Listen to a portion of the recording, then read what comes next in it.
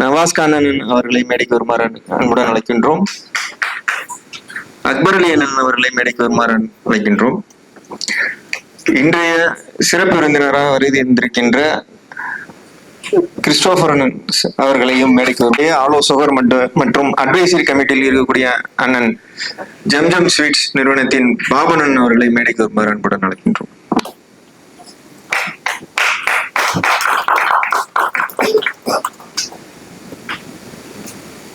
தொடங்கி வைப்பதற்காக நம்மளது சையத் இப்ராஹிம் ஷா கார்மெண்ட்ஸ் அவர்களை அன்போடு அழைக்கிறோம்.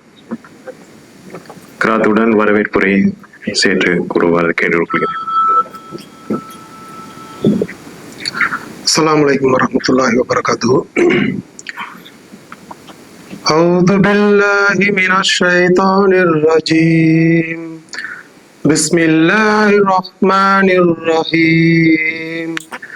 வல் அஸ்ர் இன்னல் இன்சான லஃபீ ஹுஸ்ர் இல்லல்லதீன ஆமனூ வ ஆமினுஸ் ஸாலிஹாத்தி வதவாஸவ் பில் ஹக் வதவாஸவ் பில் ஹக் வதவாஸவ் பிஸ் ஸப்ர். ஸதகல்லாஹுல் அலீம். அஸ்ஸலாமு அலைக்கும் வரஹ்மத்துல்லாஹி வபரகாத்துஹு. எம்இசியின் மாதாந்திர மீட்டிங்க்கு வருகை தந்திருக்கக்கூடிய அனைத்து எம்இசி நிர்வாகிகள் மற்றும் எம்இசி உறுப்பினர்கள் மற்றும் எம்இசி சொந்தங்கள் அனைவரையும் வரவேற்கிறேன். மேலும் இங்கே வருகை தந்திருக்கக்கூடிய அனைவரையும் வரவேற்று நமது சிறப்பு பேச்சாளர்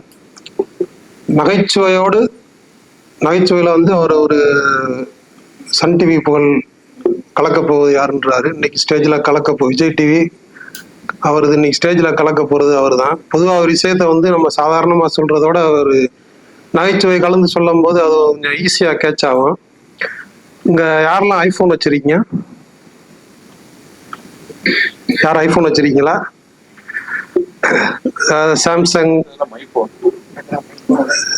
சாம்சங் ஓகே.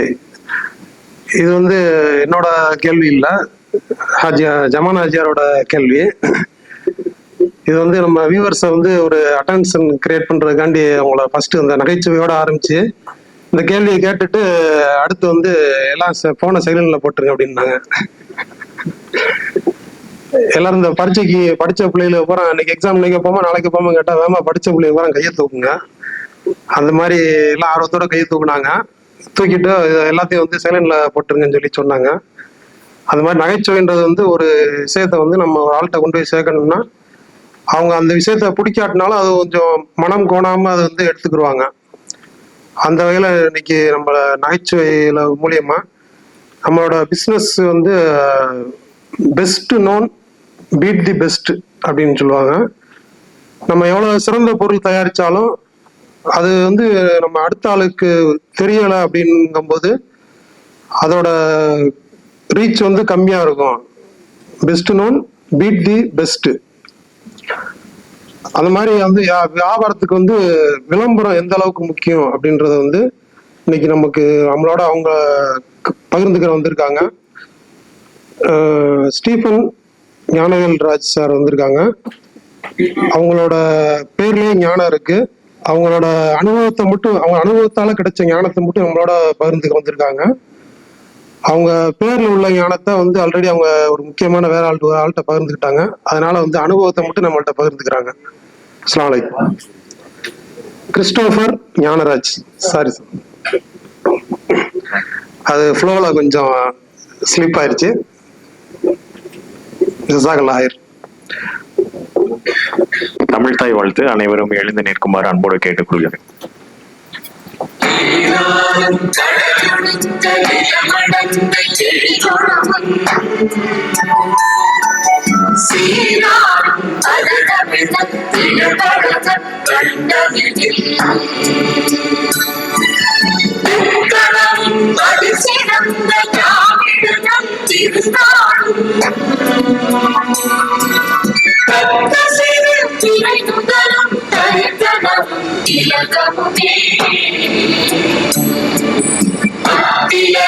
வாசகர்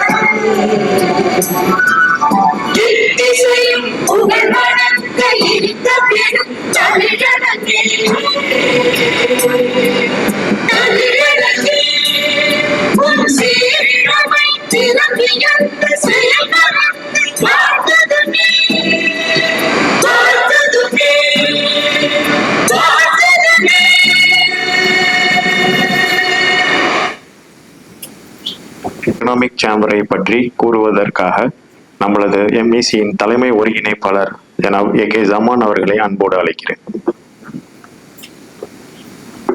அளவற்ற அல்லாளனும் நிகரற்ற அன்புடையனுமாகிய எல்லாம் உள்ள இறைவனின் திருப்பெயரால் ஆரம்பம் செய்கின்றேன். இன்னைக்கு ஒரு ஸ்பெஷல் கெஸ்ட் வந்திருக்காங்க. Christopher sir, rice advertisement. நேற்று அவங்கள்ட்ட ஒரு கிட்டத்தட்ட ஒரு 20 நிமிஷம் தொலைபேசியில் பேசினேன். ரொம்ப அற்புதமாக பேசினாங்க. என்ன பேசுனாங்க அப்படின்னா, என்னுடைய குழந்தைகளுக்கு நான் தம்பி என் பேரை இன்னைக்கு கூகுளில் போட்டால், நம்ம கூகுள் மை பிஸ்னஸ் கூட பார்த்தோம்ப்ப, கூகுளில் போட்டால் ஓரளவுக்கு தமிழ்நாடு அளவுக்கு தெரியுது. ஆனால் நீங்கள் எப்படி வரணும் அப்படின்னா, ஒரு மைக்கேல் ஜாக்சன் மாதிரி அல்லது ட்ரம்ப் மாதிரின்னு சொன்னார் சார். ட்ரம்ப் மாதிரி வேணாம், வேற ஆளை நம்ம உதாரணமாக சொல்லிக்கலாம். அவரை மாதிரி பிரபலமாகக்கூடிய மாதிரி வரணும் அப்படிங்கிற ஒரு கருத்தை சொன்னார். அதாவது எப்பயுமே ஒரு சேஃப் ஜோன் அப்படிம்பாங்க. அதாவது கம்ஃபர்ட் ஜோனுக்கு போயிடக்கூடாது. நம்ம தான் நல்ல பிசினஸ் போய்க்கிருக்கே அப்படின்னா நீங்க சோம்பேறித்தனம் ஆயிடுவீங்க. அப்புறம் இனபிலிட்டி ஆயிடுவீங்க, மொபிலிட்டி போயிடும், அப்புறம் ஸ்டெபிலிட்டி போயிடும், அப்புறம் ஃபீல்டை விட்டு அவுட் ஆயிரும். ஸோ எப்பயுமே நம்ம ஸ்பீடா போய்கிட்டே இருக்கணும். நீங்க அட்வர்டைஸ்மெண்ட் எடுக்கிறதுனால ஒரு மிகப்பெரிய கம்பெனியோடைய சிஇஓட்ட ஃபிளைட்ல போகும்போது ஒருத்தர் கேட்கிறாரு. என்ன கேட்கிறாரு அப்படின்னா, உங்க கம்பெனி தான் டாப்ல போயிருச்சே சார், இன்னும் ஏன் நீங்க அட்வர்டைஸ்மெண்ட் பண்ணிக்கிட்டே இருக்கீங்க அப்படின்னு கேட்டார். அப்போ அவர் சொன்ன பதில், தம்பி இப்போ நம்ம ஃபிளைட்ல போய்க்கிருக்கோம், இந்த ஃபிளைட்டோட இன்ஜின் ஸ்டாப் ஆயிடுச்சுன்னா என்ன ஆகும் அப்படின்னு. ஸ்டாப் ஆயிடுச்சுன்னா கீழே விழுந்துடும் அப்படின்னு. அந்த மாதிரி தான் அட்வர்டைஸ்மெண்ட். ஸோ நான் என்ன ஆட்டிடியூடுக்கு போகணும், என்ன உயரத்துக்கு போகணும், என்ன திசையில பறக்கணும், எப்படி போகணும் அப்படிங்கிறதையெல்லாம் இந்த விமானத்துடைய இன்ஜின் எப்படி கண்ட்ரோல் பண்ணுதோ அதே மாதிரி என்னுடைய அட்வர்டைஸ்மெண்ட் அண்ட் மார்க்கெட்டிங் என்னுடைய பிசினஸை எந்த திசையில கொண்டு போகணும், எங்க கொண்டு போகணும், எப்படி கொண்டு போகணுங்கிறத தீர்மானிக்குது அப்படிங்கிறத சொன்னாங்க. ஸோ அந்த டாபிக்கை பத்தி அவங்க பேசியிருக்காங்க.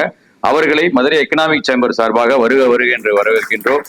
சார் நிறைய ஸ்கூல்ல மோட்டிவேஷன் பண்றாங்க, ஸ்பெஷல் கெஸ்டா போறாங்க. பிளஸ் அவங்க வச்சிருக்க எல்லாருமே ஒரு காமெடிங்கிற மாதிரி அவர் சொன்னாங்கல்ல, அந்த ப்ரொஃபைல்ல மட்டும் இல்லாம அவங்க தனக்குன்னு ஒரு பிசினஸை உருவாக்கி அது தங்கமயில் ஜுவல்லரி மாதிரி மிகப்பெரிய நிறுவனங்கள்ல இருந்து சின்ன நிறுவனங்கள் வரைக்கும் எல்லா நிறுவனங்களுக்கும் பண்றாங்க. அது போக நம்மள மாதிரி எமர்ஜிங், அதாவது புதிதாக தொழில் ஆரம்பித்தவர்கள், தொழில் ஆரம்பித்து ஃபர்ஸ்ட் நிலையில செகண்ட் ஸ்டேஜ்ல இருக்கவங்களையும் எப்படி மேம்படுத்தணும் அப்படிங்கிறதையும் சொல்ல வந்திருக்காங்க. அவங்களுக்கு அதுவும் கேட்ட உடனே வாங்க சார் அப்படின்னு கூப்பிட்ட உடனே வந்தாங்க. அவங்களுக்கு எங்களுடைய வாழ்த்துக்களை மதுரை எக்கனாமிக் சேம்பர் சார்பாக தெரிவிக்கிறோம். சார், உங்களுக்கு நீண்ட ஆயுளையும் நிறைந்த ஆரோக்கியத்தையும் இறைவன் கொடுத்து இந்த சமூகத்திற்கு இன்னும் அதிகம் பணி செய்யக்கூடிய ஆற்றலையும் வல்லமையும் வழங்க வேண்டும் என்று எங்க எல்லா மக்கள் சார்பாகவும் உங்களுக்காக ஒரு ஸ்பெஷல் பிரேயரும் பண்ணிக்கிறோம் சார். Thank you sir. அடுத்து எம்இசி பத்தி சொல்ல சொன்னாங்க. பொதுவா வளர்ச்சி அப்படின்னா 2 இருக்கு. ஒண்ணு டெவலப்மெண்ட், இன்னொன்னு எம்பவர்மெண்ட். டெவலப்மெண்ட்னா என்னன்னா, நான், என் மனைவி, என் ஃபேமிலி நாங்க நல்லா இருக்கோம் அப்படிங்கிறது டெவலப்மெண்ட். சரிங்களா? நான் பிசினஸ் சம்பாதிக்கிறேன், நான் கார் வாங்குறேன், பஸ் சொபஸ்டிகேட்டட் வீடு வாங்குறேன், நல்ல மெத்தகள் எல்லாமே வாங்கி ஒரு கம்ஃபர்டான வாழ்க்கையை வாழ்றேங்கிறது டெவலப்மெண்ட். ஆனா இந்த டெவலப்மெண்ட் அது என்ன மட்டும்தான் வளர்ச்சி அடைய செஞ்சிருக்கும். இன்னொரு என்ன அப்படின்னா எம்பவர்மெண்ட். எம்பவர்மெண்ட்னா என்னன்னா, நான் மட்டும் வளர்வதோடு மட்டும் இல்லாமல் என் சார்ந்த மதுரை சமூகத்து மக்களையும் அல்லது என் சார்ந்த நான் சார்ந்திருக்க ஐயர் பங்களா மக்களையும், அப்படி ஏதாவது ஒரு ஜியோகிராபிக்கல் இது வச்சுக்கலாம், மதுரை மக்கள், தமிழ்நாடு மக்கள் அல்லது நான் சார்ந்திருக்க மக்களையும் என்னோடு சேர்த்து அவர்களையும் உயர்த்துவேன் அப்படின்னு செய்யறதுக்கு பேரு தான் எம்பவர்மெண்ட். ஸோ அந்த எம்பவர்மெண்ட்டை தான் நீங்க எல்லாருமே செய்யணும். எனக்கு கொடுக்கப்பட்ட அறிவு, எனக்கு கொடுக்கப்பட்ட ஆற்றல், எனக்கு கொடுக்கப்பட்ட செல்வம், எனக்கு கொடுக்கப்பட்ட பொருளாதாரம் எனக்கானது அல்ல அப்படிங்கிறத முதல்ல எல்லாரும் தெரிஞ்சுக்கணும். எனக்கு இறைவன் எனக்கு பொருளாதாரத்தை கொடுத்திருக்கான், கல்வியை கொடுத்திருக்கான், அதே மாதிரி உங்களுக்கும் கொடுத்திருக்கான். அது எனக்கானது மட்டுமல்ல, எல்லோருக்குமானது அப்படிங்கிறத நினைக்கணும். அதுதான் எக்கனாமிக் சேம்பர் மற்ற மக்களை சொல்றது. ஒரு குரூப்பா நம்ம டெவலப் ஆகணும். உங்களுக்கு பல தடக்கல்ல நான் உதாரணங்கள் சொல்லியிருக்கேன். அமுல்ங்கிற நிறுவனம் இருக்கு. அமுல்ங்கிறதுக்கு எக்ஸ்பான்ஷன் என்ன? Anand milk union limited. ஆனந்த்ங்கிறது ஒரு குஜராத்ல இருக்கக்கூடிய ஒரு மாவட்டத்துடைய பெயர். அமுல் இன்னைக்கு உலகத்தரம் வாய்ந்த ஒரு மிகப்பெரிய நிறுவனமா வந்துருச்சு. ஏன் வந்துச்சு? அதோடைய ஆரம்பத்தை நீங்க பாத்தீங்கன்னா ஆனந்த் மில்க் யூனியன் ஒரு சோழவந்தான்ல இருக்கக்கூடிய மாட்டு பண்ணை உரிமையாளர்கள்லாம் சேர்ந்து ஒரு பால் பண்ண ஆரம்பிச்சிருக்காங்க. அதுதான் இன்னைக்கு அமுலா மாறுச்சுன்னா எப்படி இருக்கும்? அந்த மாதிரி ஆனந்த் மில்க் யூனியன் லிமிடெட்ங்கிறது வந்து ஆனந்த்ங்கிற ஒரு மாவட்டத்தில் இருக்கக்கூடிய மாடு கறக்கக்கூடிய பால்காரர்கள்லாம் சேர்ந்து நம்ம வந்து நீங்க 10 ரூபாய்க்கு விற்கிறீங்களா, நான் 8 ரூபாய்க்கு விற்கிறேன்னு இந்த பிரைஸ் வார் பண்ணக்கூடாது. மாறாக நம்ம எல்லாரும் சேர்ந்து இணைந்து ஒரு நல்ல நிலையில போவோம் அப்படிங்கறத தான் நம்ம வந்து செய்யணும் அப்படிங்கிறது தான். நம்ம அதை வந்து பல தடவை உங்கள்கிட்டையும் நான் சொல்லியிருக்கேன். we are not competitors. நம்ம சிமிலர் பிசினஸஸ் பண்ணலாம், பட் வந்து நம்ம காம்படிட்டர் கிடையாது. we are all cooperator. சரிங்களா? நம்ம எல்லாரும் ஒருங்கிணைந்து ஒருத்தர் இன்னொருத்தருடைய வளர்ச்சிக்காக மேம்படுத்தும் போது உங்களுடைய பிசினஸும் நீங்க நினைக்காத அளவுக்கு வளரும், என்னுடைய பிசினஸும் நான் நினைக்காத அளவுக்கு வளரும் அப்படிங்கிறது தான். இன்னைக்கு ஆனந்த் மில்க் யூனியன் லிமிடெட் அவங்களுடைய மிகப்பெரிய விஷனோட ஆரம்பிச்ச அந்த ஒரு சாதாரண பால் உற்பத்தியாளர்கள் சங்கம் இன்னைக்கு உலகத்தரம் வாய்ந்ததா வந்திருக்கு அப்படின்னு சொன்னா அதுதான் வந்து வளர்ச்சி. அதே மாதிரி திருப்பூர் பின்னலாடையில வந்தவங்க ஒரு பனியன் கம்பெனி ஆரம்பிக்கிறாரு. அடுத்தடுத்து அவர் நிறைய பக்கத்துல இருக்கவங்களுக்கு எல்லாம், ஏன்னா அவரால் பண்ணி கொடுக்க முடியல, ஓவர்ஃப்ளோ ஆகுது. அடுத்தடுத்தவங்களை எல்லாம் டெவலப் பண்றாரு. அப்படியே டெவலப் பண்ணி என்னாச்சு, இன்னைக்கு அது வந்து ஒரு உலகத்தரம் வாய்ந்த பின்னலாடை ஏற்றுமதி மையமாக ஒரு ஊர்வா டாலர் சிட்டியா மாறிடுச்சு. சரிங்களா? அப்போ அந்த மாதிரி மதுரையை நம்ம வந்து கொண்டு வரணும். நம்ம எல்லோரும் இணைந்து மதுரையை வந்து மதுரை மண்ணின் வளர்ச்சி, மதுரை மக்களின் வளர்ச்சி, மதுரை பொருளாதாரத்தின் வளர்ச்சி ஆகியவற்றுக்காக பாடுபட்டு மதுரையை வந்து நம்ம பிறந்த மண் இது. நம்மளை வளர்த்தது, நம்மளை வந்து ஒரு பேரு அடையாளம் கொடுத்தது. நம்ம அந்த ஊருக்கு நம்ம சில காரியங்களை செய்வோம். அப்ப என்னென்ன வகையில செய்யலாம் அப்படின்னா, இது எக்கனாமிக் சேம்பர் வந்து தொழில் வளர்ச்சிக்கு மட்டும் பாடுபடுறது இல்லை, தொழில் வளர்ச்சி செய்யறோம். மக்களை பிசினஸ் மேன அடுத்த நிலைக்கு உயர்த்துறது, பிசினஸ் மீட்டிங்ஸ் நடத்துறது, பிசினஸ் கிளினிக் நடத்துறது, இண்டஸ்ட்ரியல் விசிட் போறது, இதெல்லாம் பண்றோம். இது இல்லாம கல்வி, யாரெல்லாம் வந்து சமூகத்துல ஸ்கூல் ஃபீஸ் கட்ட முடியாம டிராப் ஆகுறாங்கிறத பார்த்து ஐடென்டிஃபை பண்ணி நம்ம மதுரை எக்கனாமிக் சேம்பர் அந்த மக்களுக்கெல்லாம் அதுக்காண்டி ஃபேன்சி படிப்புகளுக்கு நம்ம கொடுக்கறது இல்லை. காரணம் இந்த 4000 ரூபாய், 10,000 ரூபாய், 5000 ரூபாய் ஸ்கூல் ஃபீஸ் கட்ட முடியாமே நிறைய இருக்காங்க. மீனாட்சி காலேஜ்ல எல்லாம் 6000 ரூபாய், 7000 ரூபாய், 4000 ரூபாய் தான். அது கூட கட்ட முடியாத நிறைய பேர் இருக்காங்க. ஸோ அவங்கள மாதிரி மக்களுக்கெல்லாம் கல்வி, அவங்களுக்கு கேரியர் கைடன்ஸ், நாளைய தலைவர்கள், இந்த மாதிரி ஒரு எஜுகேஷனல் விங் வந்து அதை வந்து செயல்பட்டுக்கிட்டே இருக்காங்க. மதுரை ஃபுல்லா போய் அந்தந்த மக்களை சந்திச்சு நாளைய தலைவர்களை அவங்கள உருவாக்கி 10th 11th 12th படிக்கிறவங்கள நாளைய தலைவர்கள், ஃபியூச்சர் லீடர்ஸ் நீங்க எப்படி வரணும் அப்படிங்கிறத பத்தி அந்த மக்கள்கிட்ட பேசி விழிப்புணர்வு ஏற்படுத்தி பண்றாங்க. அடுத்து சோசியல் டெவலப்மெண்ட். சோசியல் டெவலப்மெண்ட்னா மதுரையுடைய ஊரக வளர்ச்சி, பசியில்லா மதுரை, பசுமை மதுரை, அதை வந்து நம்ம உருவாக்குறது, மரக்கன்றுகள் வைக்கிறது. இந்த மாதிரி யாரெல்லாம் வைக்கிறாங்களோ நம்ம போய் அவங்களுக்கு போட்டி போடுறது இல்லை, யாரெல்லாம் மரக்கன்று வைக்கிறாங்களோ அவங்களுக்கு இன்னொரு சப்போர்ட் கொடுக்கறது. ஆம்புலன்ஸ் பண்றாங்க, நிறைய பேர் ரத்த தானம் பண்றாங்க, அவங்களெல்லாம் ஒரு கோஆர்டினேட் பண்ணி நாங்கள் அவார்டு கொடுத்து அவங்களுக்கு எல்லாம் சப்போர்ட் பண்ணி அந்த மாதிரி சோசியல் டெவலப்மெண்ட் வந்து பண்ணிக்கிருக்கோம். அதே மாதிரி வந்து வாரத்துல 2 நாள் வந்து காலையில உணவு ரோட்ல இருக்கவங்க, ரோட்டோரம் இருக்கக்கூடிய அந்த நடைபாதைகள்ல வாழக்கூடிய மக்களுக்கு நம்ம வந்து உணவுகள் கொடுத்துருக்கோம். இது வந்து சோசியல்ல பண்றோம். 3வது வந்து ஆன்மீக வளர்ச்சி. ஆன்மீகம்னா என்னன்னா, இப்ப இறைவனை வணங்குதல், அது இல்லாம ஆன்மீகம்ங்கிறது கடவுளை வணங்குறது மட்டும் இல்ல, ஆன்மீக நெறியுடன் வாழுவது. இப்போ பிசினஸ் வந்து எத்திக்ஸா பண்ணணும், நேர்மையா பண்ணணும், நீதியா பண்ணணும், வின் சிச்சுவேஷன் கிரியேட் பண்ணணும். நான் ஒரு ப்ராடக்டை கொடுத்தேன்டா, ஒரு சமோசாவை கொடுத்தேனாலும் அது 10 ரூபாய்க்கு கொடுத்தேன்டா, 10 ரூபாய்க்கு சாப்பிட்டு அது நல்லா இருக்கு, நிம்மதியா இருக்கு அப்படிங்கிற போது அவர் சந்தோஷப்படுறாரு. வித்து எனக்கு 1 ரூபா லாபம் கிடைக்கும், ஏன்னா நானும் சந்தோஷம். அது மாதிரி அந்த பொண்ணு ஒரு சுடிதார் விற்கிதா, 2000 ரூபாய்க்கு விற்கிது, வாங்கின எனக்கு சந்தோஷம், நல்லா இருக்கு சார் அப்படின்னு போட்டாங்க அப்படின்னாங்கன்னா அந்த கஸ்டமரும் சொல்லுவாங்க, வித்து அவங்களும் சொல்லுவாங்க. திஸ் வின் சிச்சுவேஷன் வந்து கிடைக்கணும். அவங்கள கஸ்டமர் அடிச்சு நான் பெரிய ஆள் ஆகிறதும் எத்திக்கல் பிசினஸ் இல்ல, அல்லது ஓனரை ஏமாத்தி கஸ்டமர் மட்டும் புத்திசாலியா இருக்கதும் எத்திக்கல் பிசினஸ் இல்ல. ஸோ அதையும் நம்ம சொல்றோம். நீதியான வியாபாரம், நேர்மையான வியாபாரம், ஒரு வணிகத்துல எப்படி வந்து அறநெறியோட நீங்க பண்ணணும் அப்படிங்கிறத வந்து நம்ம வந்து ஆன்மீகம்ங்கிற இதுல வந்து நம்ம ரெகுலரா சொல்லியிருக்கோம். ஸோ கல்வி, சமூக பொறுப்பு, ஆன்மீகம், பிசினஸ், இந்த 4 விங்கிலையுமே வந்து மதுரை எக்கனாமிக் சேம்பர் தொடர்ந்து 10 ஆண்டுகளாக செயல்பட்டு வருது. இப்போ வந்து இந்த கட்டடம் வந்து யாருக்கு சொந்தமானதுன்னு பார்த்தா தமிழ்நாடு சேம்பர் ஆஃப் காமர்ஸுக்கு சொந்தமானது. 102 வருடங்கள் அவங்க ஆரம்பிச்சு நம்ம ஆரம்பிச்சு 5 வருஷம் ஆகுது. இது 5.5 years, 5 வருஷமும் ஜூன் ஆகுது, 5 வருஷமும் 6 மாசமும் ஆகுது.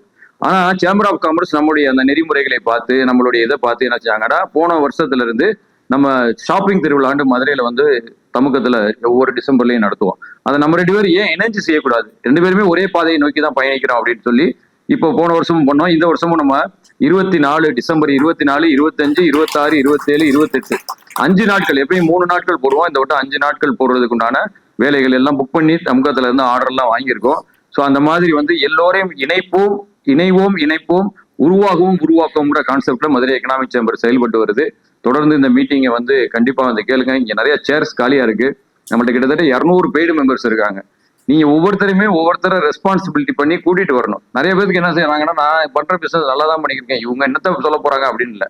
இங்க கிடைக்கக்கூடிய ஒரு வேல்யூ, ஒரு பாயிண்ட் வந்து உங்களுக்கு ஒரு டேக் அவே வந்து உங்களுடைய பிசினஸையே மாத்திரும். எங்களுடைய பிசினஸ் எல்லாம் நிறைய மாத்திருக்கு, சரிங்களா?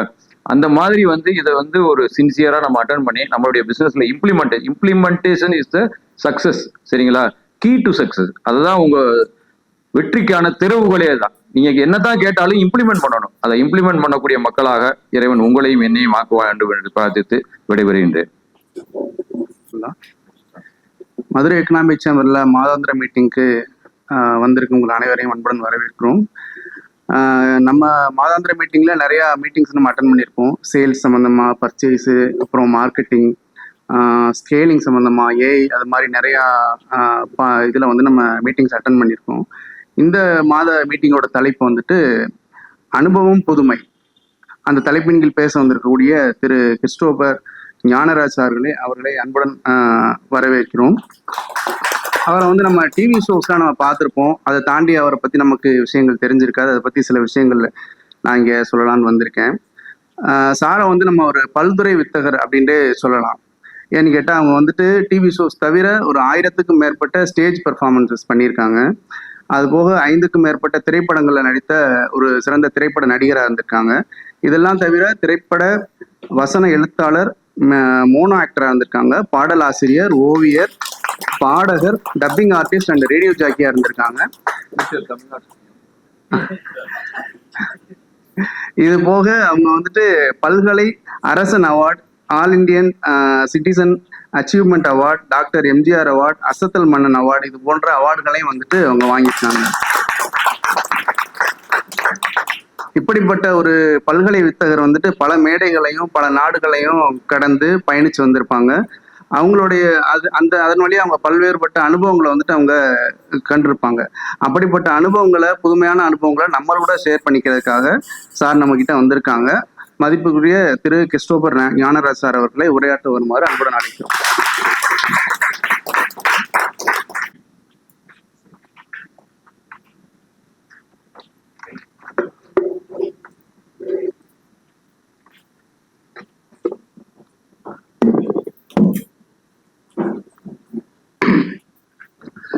அனைவருக்கும் இனிய மாலை வணக்கம்.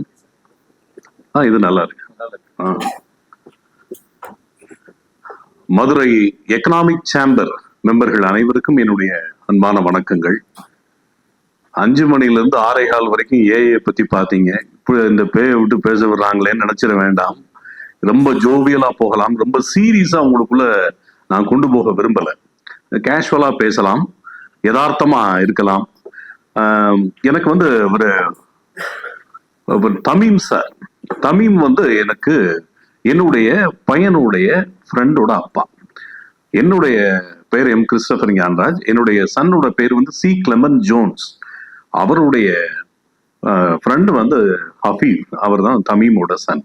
இவங்க எல்லாம் ஒரே ஸ்கூல்ல படிச்சவங்க. அந்த வகையில அவரு பெரிய நட்புக்கு சொந்தக்காரர். அப்புறம் நம்ம ஜம்ஜம் ஸ்வீட்ஸ் பாபு சாரை வந்து பல வருஷமா தெரியும். ஒரு 20 வருஷத்துக்கு முன்னாடி இருந்து எனக்கு தெரியும். அப்புறம் நேத்து தான் ஜமால் சாரை தெரியும். நான் வந்து அப்பதான் ஆபீஸ்ல இருந்து வந்து மொபைல்ல ரொம்ப லேட்டா வந்தேன்.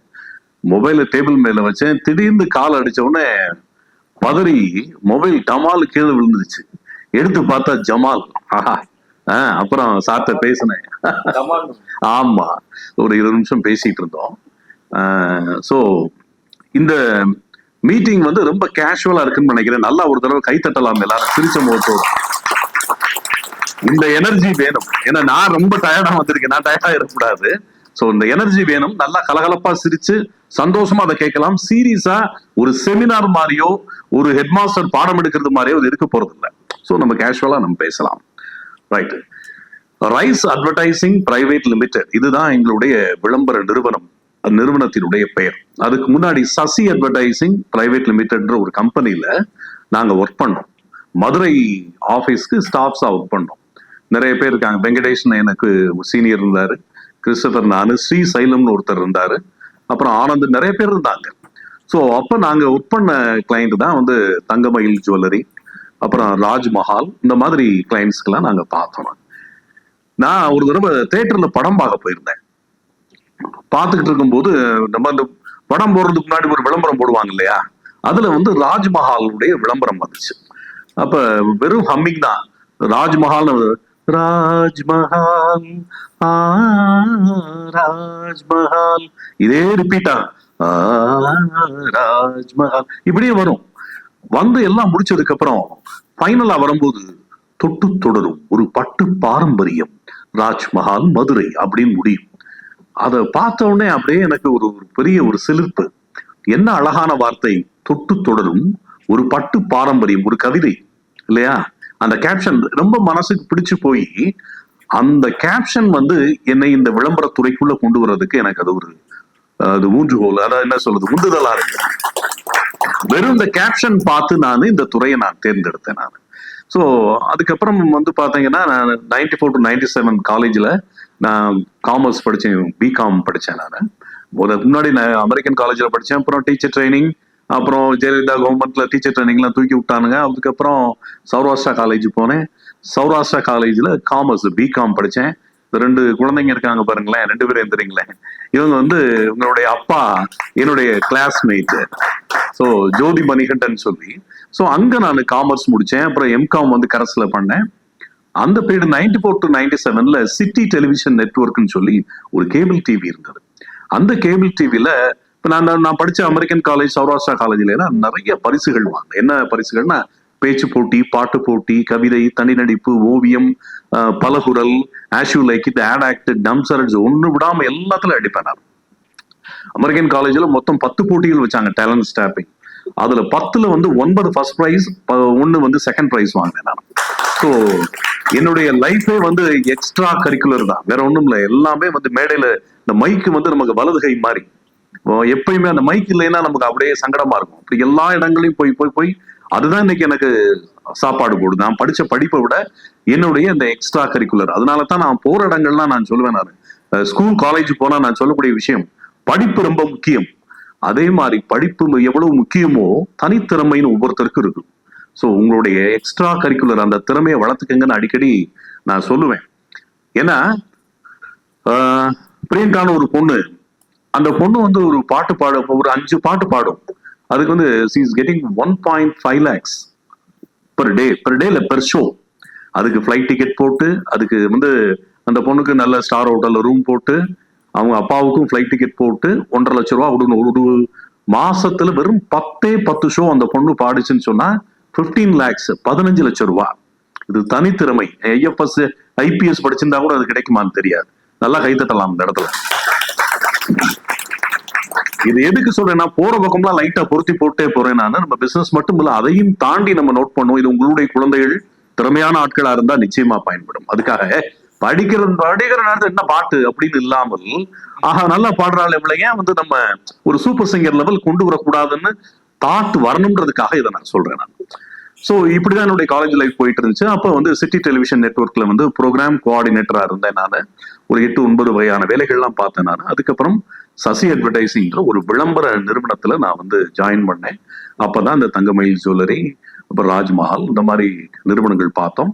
அதுக்கப்புறம் ஒரு 2-2.5 வருஷம் கழிச்சு நான் ரைஸ் அட்வர்டைசிங் பிரைவேட் லிமிடெட் சொல்லி ஒரு தனி விளம்பர கம்பெனி நாங்கள் ஸ்டார்ட் பண்ணோம். அது எதனால ஸ்டார்ட் பண்ணோம்னா, அது வழக்கமா பாலிடிக்ஸ்லாம் இருக்கும் இல்லையா, மேனேஜ்மெண்ட், அது அந்த மாதிரி சில விஷயங்கள், அதை தொட்டா அதுக்கு தனி எபிசோடு போகும். ஸோ தனியா நாங்க ஆரம்பிச்சோம். இப்ப நாங்க 25 வருஷம் ஆச்சு எங்களுடைய கம்பெனி. நாங்க ஆரம்பிக்கும் போது எங்களுடைய மூலதனம் வந்து வெறும் 12,000 ரூபாய். 3 பேர், ஒவ்வொருத்தரும் 12,000 அது 3 மண்டலம் 36,000 ரூபாய் தான் எங்களுடைய மூலதனம். இப்ப ஒரு 45 to 50 crores வரைக்கும் டர்ன் ஓவர் பண்றோம் நாங்க.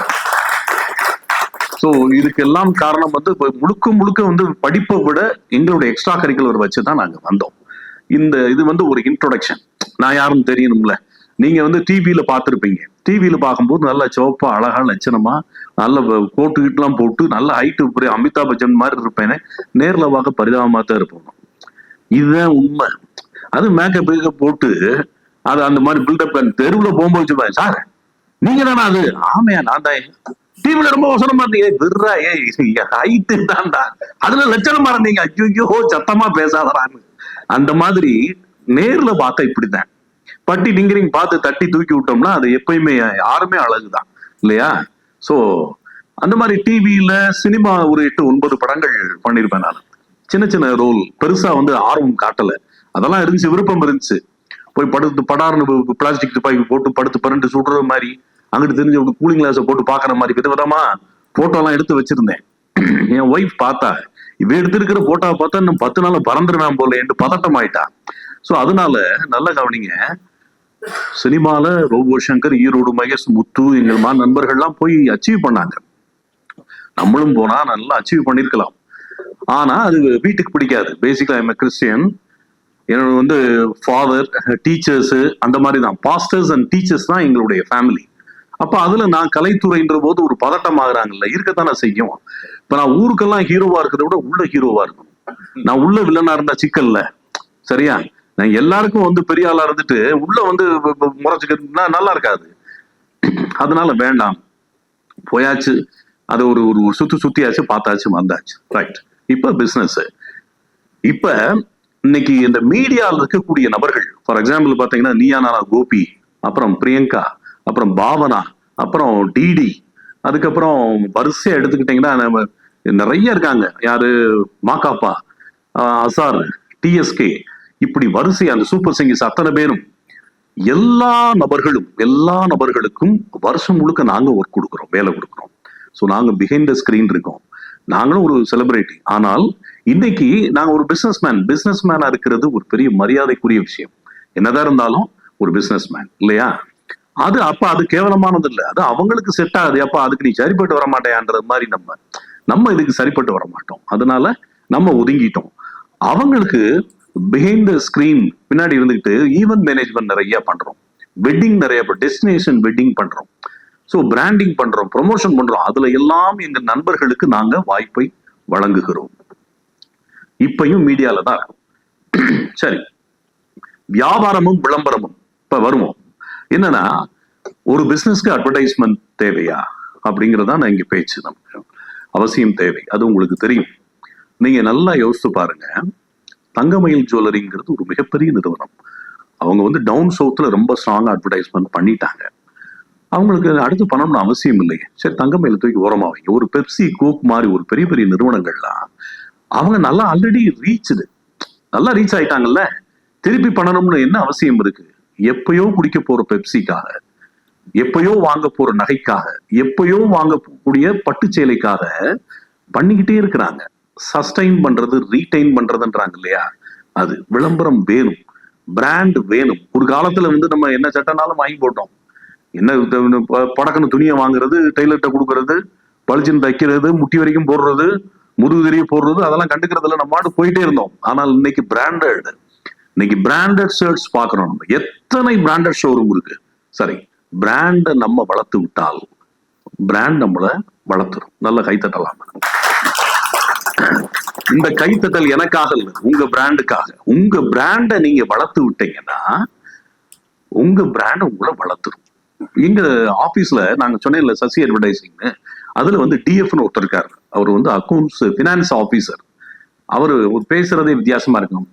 என்னப்பா மதுரை பீப்புள் நல்லா பண்றேல, இங்கதான் ஜமாய்க்கிறேல, உங்களுக்கு தான் ஜம் ஸ்வீட்ஸ் இருக்கேப்பா, கொண்டு வந்துருவேல, 7 லட்சம் கொண்டு வந்துருங்கோ அப்படின்வாரு. அப்ப அந்த பாபு சார் எனக்கு அந்த பழைய ஞாபகம் வருது. அவரு உடனே சொல்லுவாரு, அந்த பிராண்டோட அவேர்னஸ் அப்ப எங்களுக்கு அப்பதான் நாங்க பிடிபடுது. இப்ப பாத்தீங்கன்னா ராஜ்மஹால் ஒரு கிளைண்ட், உங்களுக்கு தெரியும், வெங்கல கடை தெருல இருக்கு. அந்த வெங்கல கடை தெருல ராஜ்மஹால்ன்ற ஒரு கடைக்கு எதிர்த்தாப்புல நல்லி சில்க்ஸ்ன்னு ஒன்று இருக்கு இல்லையா? காதம்பரின்னு ஒரு கடை இருக்கு. அதுக்கு எதிர்த்தாப்புல பாக்கியலட்சுமி பட்டு மஹால்னு ஒரு கடை இருக்கு. அப்புறம் சைட்ல பீனாஸ்னு ஒரு கடை இருக்கு. இந்த மாதிரி நிறைய கடைகள் இருக்கு. நடராஜா ஸ்டோர், நான் சொல்றதெல்லாம் 20 வருஷங்களுக்கு முன்னாடி இருக்கிற விஷயங்களை சொல்றேன். இப்ப நிறைய வந்துட்டாங்க. இப்ப சென்னை சில்க்ஸ் வந்துட்டாங்க, போத்தீஸ் எல்லாம் வந்துட்டாங்க, நிறைய பண்ணிட்டாங்க. அப்ப அந்த ராஜ்மஹால்ன்றவர் என்ன பண்ணாருன்னா, துணிஞ்சு தைரியமா விளம்பரங்கள் எடுத்தார். சசி அட்வர்டைசிங் ஒரு கோயம்புத்தூர் கம்பெனி இங்க வந்து ஆபீஸ் போட போறாங்க. அப்ப தங்கமயில் ஜுவல்லரியும் ராஜ்மஹாலையும் பார்த்து பேசுறாங்க. அவங்க பிளான் பண்ணி வந்தது ஹாசிமுசாவை டேக் ஓவர் பண்ணணும், அம்பிகா ஜுவல்லரின்னு ஒன்று இருந்தது அதை டேக் ஓவர் பண்ணணும்னு சொல்லி. ஆனால் அங்க நடந்தது வேற. அதில் அவங்க இன்ட்ரெஸ்ட் காட்டல. அது பின்னாடி வரேன் நான். ஸோ ராஜ்மஹால் தங்கமயில் கேட்ட உடனே ராஜ்மஹால் அக்செப்ட் பண்ணிக்கிட்டாரு. சரி ஏதோ, ஏன்னா அப்பெல்லாம் வந்து என்னத்தையாவது ஒண்ணு போட்டு படத்தை வரைஞ்சி லோகோ போடுறது. ஒரு ப்ரொஃபஷனல் கம்பெனி லே அவுட் எப்படி அழகா ஒரு லோகோ, ஒரு யூனிட், நல்ல மாடல், போட்டோ அவங்கள வச்சு போட்டோ ஷூட் நடத்தி அதை நீட்டா டீசெண்டா அழகா பண்ணக்கூடிய ப்ரொஃபஷனலா பண்ணக்கூடிய company Sasi advertising private limited company. So அப்ப வந்தப்ப அதை அக்செப்ட் பண்ணாரு. அவர் தைரியமா நம்ம கடையை அழகா காட்டணும். நல்லா கவனிச்சு பாருங்க, நம்ம பிள்ளைகளை அழகா குளிப்பாட்டி நல்ல புது துணி போட்டு பவுடர் அடிச்சு சீவி விட்டு உள்ள அனுப்பணும். 4 பேர் தூக்கி கொஞ்சுவாங்க. அதை தர அரை குறையா துணியை போட்டு மூக்குழு விட்டு மண்டைய காய விட்டு எண்ணெயும் தேய்க்காம சப்பு நிறைஞ்சு கீழே தள்ளி எத்தி தூக்கி விட்டோம்னா யார் தூக்குவா? யார் பாப்பா? யார் கொஞ்சுவா? நம்ம பிள்ளைய அழகா வைக்க வேண்டிய கடமை யாருக்கு இருக்கு? நமக்கு இருக்கு. நம்ம பிள்ளைய அழகா வைக்க வேண்டிய கடமை. சில பேர் என்ன நினைப்பாங்க தெரியுமா? ரொம்ப சாமர்த்தியமா இருக்கும், செலவே பண்ணக்கூடாது, எந்திரிச்சு படக்கனை எந்திரிச்சா கூட தொடக்கையில இருக்கிற 50 ரூபா வெளியே போயிட்டு பெருக்கிட்டு உட்கார்ந்து இருக்கிறது. அதை வச்சு என்ன செய்ய? நீங்க நல்லா சம்பாதிக்கணும்னா நீங்க நிறைய செலவழிக்கணும். எப்படி? நீங்க நல்லா சம்பாதிக்கணும்னா நிறைய செலவழிக்கணும். எவன் ஒருத்தன் நிறைய செலவழிக்கிறானோ அவனால் மட்டுமே சம்பாதிக்க முடியும். நல்லா கைத்தட்டணும். ராஜ்மஹால்ன்ற ஒரு நிறுவனம் வந்து அப்பெல்லாம் வந்து பாத்தீங்கன்னா எடுத்தது ஒரு 3.5 லட்சம் ரூபாய்க்கு ஒரு படம் எடுத்தாங்க. அதுக்கப்புறம் நாங்க வந்தப்ப 22 லட்சம் ரூபாய்க்கு விளம்பர படம் எடுத்தாங்க. நான் சொல்றது 25 வருஷத்துக்கு முன்னாடி 22 லட்சம் ரூபாய் அப்படிங்கிறது எவ்வளவு பெரிய அமௌண்ட். இதுக்கு ஒரு படம் எடுத்தாங்க. ஜிபி விஜய்னு ஒரு டைரக்டர். அந்த டைரக்டர் யாருன்னா பிரதாப் போத்தனுடைய அசிஸ்டன்ட், கலைஞன் ஒரு படம் எடுத்த இயக்குனர், மின்சார கனவுன்ற ஒரு படத்தினுடைய கதா ஆசிரியர், ஒரு மிகப்பெரிய டெக்னீஷியன். அவர் வந்து ஒரு டிஎம்கே ஆட் ஒன்று எடுத்தாரு. தமிழா தமிழா இது நமக்கு வசந்த காலம் ஒரு பாட்டு. தமிழா தமிழா தொடரட்டும் இந்த பொற்காலம் அப்படி ஒரு பாட்டு. நீங்க ரமேஷ் தானே? உங்க பேர் ரமேஷ் இல்லையா? ரைட். சோ அழகான பாட்டு, பிரமாதமான பெரிய விளம்பர படம் எடுத்தாரு. ஆனா அந்த டைம் டிஎம்கே தோத்து போச்சு. அது வேற. ரொம்ப பிரமாதமா எடுத்தாரு. அவரை பார்த்துட்டு இவரை வச்சு நம்ம படம் எடுத்தா என்னன்னு சொல்லி கூட்டிட்டு வந்து தங்கமயில் ஜுவல்லரிக்கு எடுத்தோம். தங்கமயில் ரொம்ப பிடிச்சு போய் இவர் ராஜ்மஹால் எடுத்தார். சரி, தங்கமயில் கதைக்கு அடுத்து வரேன். ராஜ்மஹால் 22 லட்சம் ரூபாய்க்கு எடுத்துட்டாரு. முதல் எடுத்தது தங்கமயில், 2வது தான் வரும்.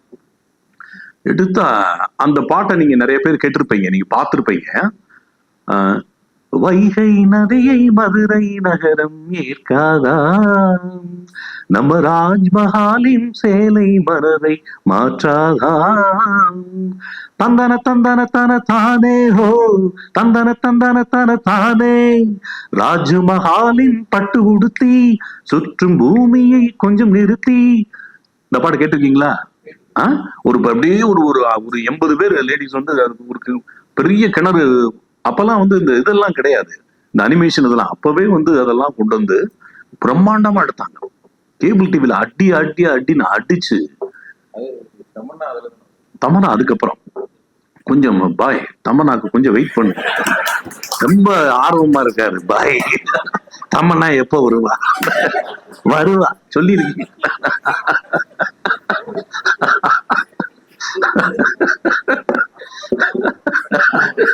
அதுக்குதான் ஜமால்னு பேர் வச்சு.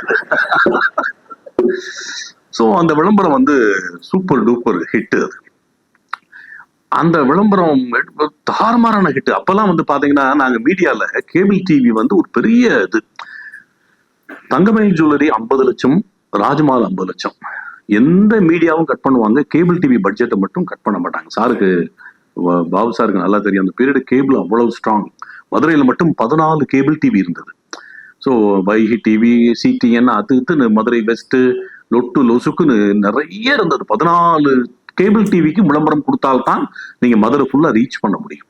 அது ஒவ்வொன்றும் ஒரு சன் டிவி மாதிரி இருந்தாங்க. அவங்க எல்லாம் வந்து அப்பெல்லாம் பெரிய பில்டப்பா இருப்பாங்க. பூரா கார் ஜல்லு புல்லுன்னு வரவங்க 2 கையிலையும் செல்லு வச்சுக்கிறோம், கேபிள் டிவி ஆபரேட்டர்லாம் ஒவ்வொருத்தரும் ஒரு கலாநிதி மாதிரி இருந்தாங்க காலம் அது. So Rajmahal super hit. எங்களை கூப்பிடுறாரு ஒருத்தர், ஒரு பெரிய ஒரு வியாபாரி கூப்பிட்டு, தம்பி வாங்க, நீங்க தான் ராஜ்மஹால் விளம்பரம் எடுத்தீங்களா அப்படின்னு. ஆமா சார், நாங்க தான். நல்லா இருக்கு, படம் நல்லா இருக்குப்பா, பிரமாதமா இருக்கு. எங்க மதுரையில் வச்சு எடுத்தீங்களா? இல்ல சார், இதெல்லாம் சென்னை பெங்களூர் பெரிய இடங்களுக்கெல்லாம் போயிடும். அப்படியா, சரி உட்காருங்கன்ட்டு முடிச்சுட்டு அப்புறமேட்டு கூப்பிட்டு, ராஜ்மஹால் மாதிரி நமக்கு ஒரு விளம்பரம் எடுக்கணும், அப்படி பிரமாதமா அந்த பாட்டு, அந்த காட்சி அமைப்பு, இதெல்லாம் அழகா நமக்கு எடுக்கலாமா? சார் எடுக்கலாம் சார். ரைட், எவ்வளவு வரும்ன்றீங்க? சார் ராஜ்மஹால் 22 லட்சம் ரூபாய்க்கு எடுத்தோம். பட்டாரம் டென்ஷன் ஆயிட்டாரு. 22 லட்சமா? ஏடா சின்ன பயிலுன்னு உங்களை கூப்பிட்டு பேசி வச்சுன்னா 22 லட்சம்ன்றீங்க நீங்க? 22 லட்சமா? சார் ஆமா சார் எடுத்தோம், நீங்க வேணா முருகானந்தம் சார்ட்ட கேளுங்க. ஏய் எவ்வளவு நேரம் எடுப்பீங்க அது? சார் அது ஒரு 60 செகண்ட் பழக்கமா எடுப்போம், இது 2.5 நிமிஷம் வந்துருச்சு சார். 2.5 நிமிஷத்துக்கு 22 லட்சமா? ஆமா சார், 2.5. என் மகன் கல்யாணத்து 2 நாள் விடிய எடுத்தாங்க கேமரால. 2 நாள் நல்ல கவனி, அவங்க 30 ரூபா கேட்கல, கொடுத்த ரூபாய் வாங்கிட்டு போயிட்டாங்க என்றாரு. எங்களுக்கு ஒரு பக்கம் சிரிச்சா சிக்கலாயிரும். அப்ப அந்த அவேர்னஸ் இல்ல. கல்யாண கேமரால 2.5 மணி நேரம் எடுக்கிறதுக்கும் ஒரு விளம்பர படத்தை கொண்டு போய் மைசூர்ல வச்சு எடுத்தது அது. நாங்க மைசூர்ல அத்தனை பேரையும் கூப்பிட்டு ஒரு 120 பேரை ட்ரெயின்ல கூட்டு போய் அவங்களுக்கு சாப்பாடு போட்டு மேக்கப் போட்டு, ஆமா தலையை சீவி விட்டு துணியை போட்டு தச்சு தவ விட்டு எடுத்ததுக்கும் வித்தியாசம் இருக்குல்ல. அப்புறம் சரின்ட்டு, இல்ல சார் வந்துட்டோம். நாங்க தூத்துக்குடியில இருந்து ஒரு அழைப்பு, வேகமா போனோம். ஒரு உப்பு வியாபாரி அவரு எங்கிட்ட பேசுறாரு. சரி, ஒரு விளம்பரம், டிஏ சில்க்ஸ்ன்னு ஒண்ணு தூத்துக்குடியில எடுத்திருந்தோம். டிஏ சில்க்ஸ்னா டி ஆறுமுகம் பிள்ளை சில்க்ஸ்ன்னு சொல்லி, அது 6 லட்சம் ரூபாய்க்கு எடுத்திருந்த பீரியட் அது.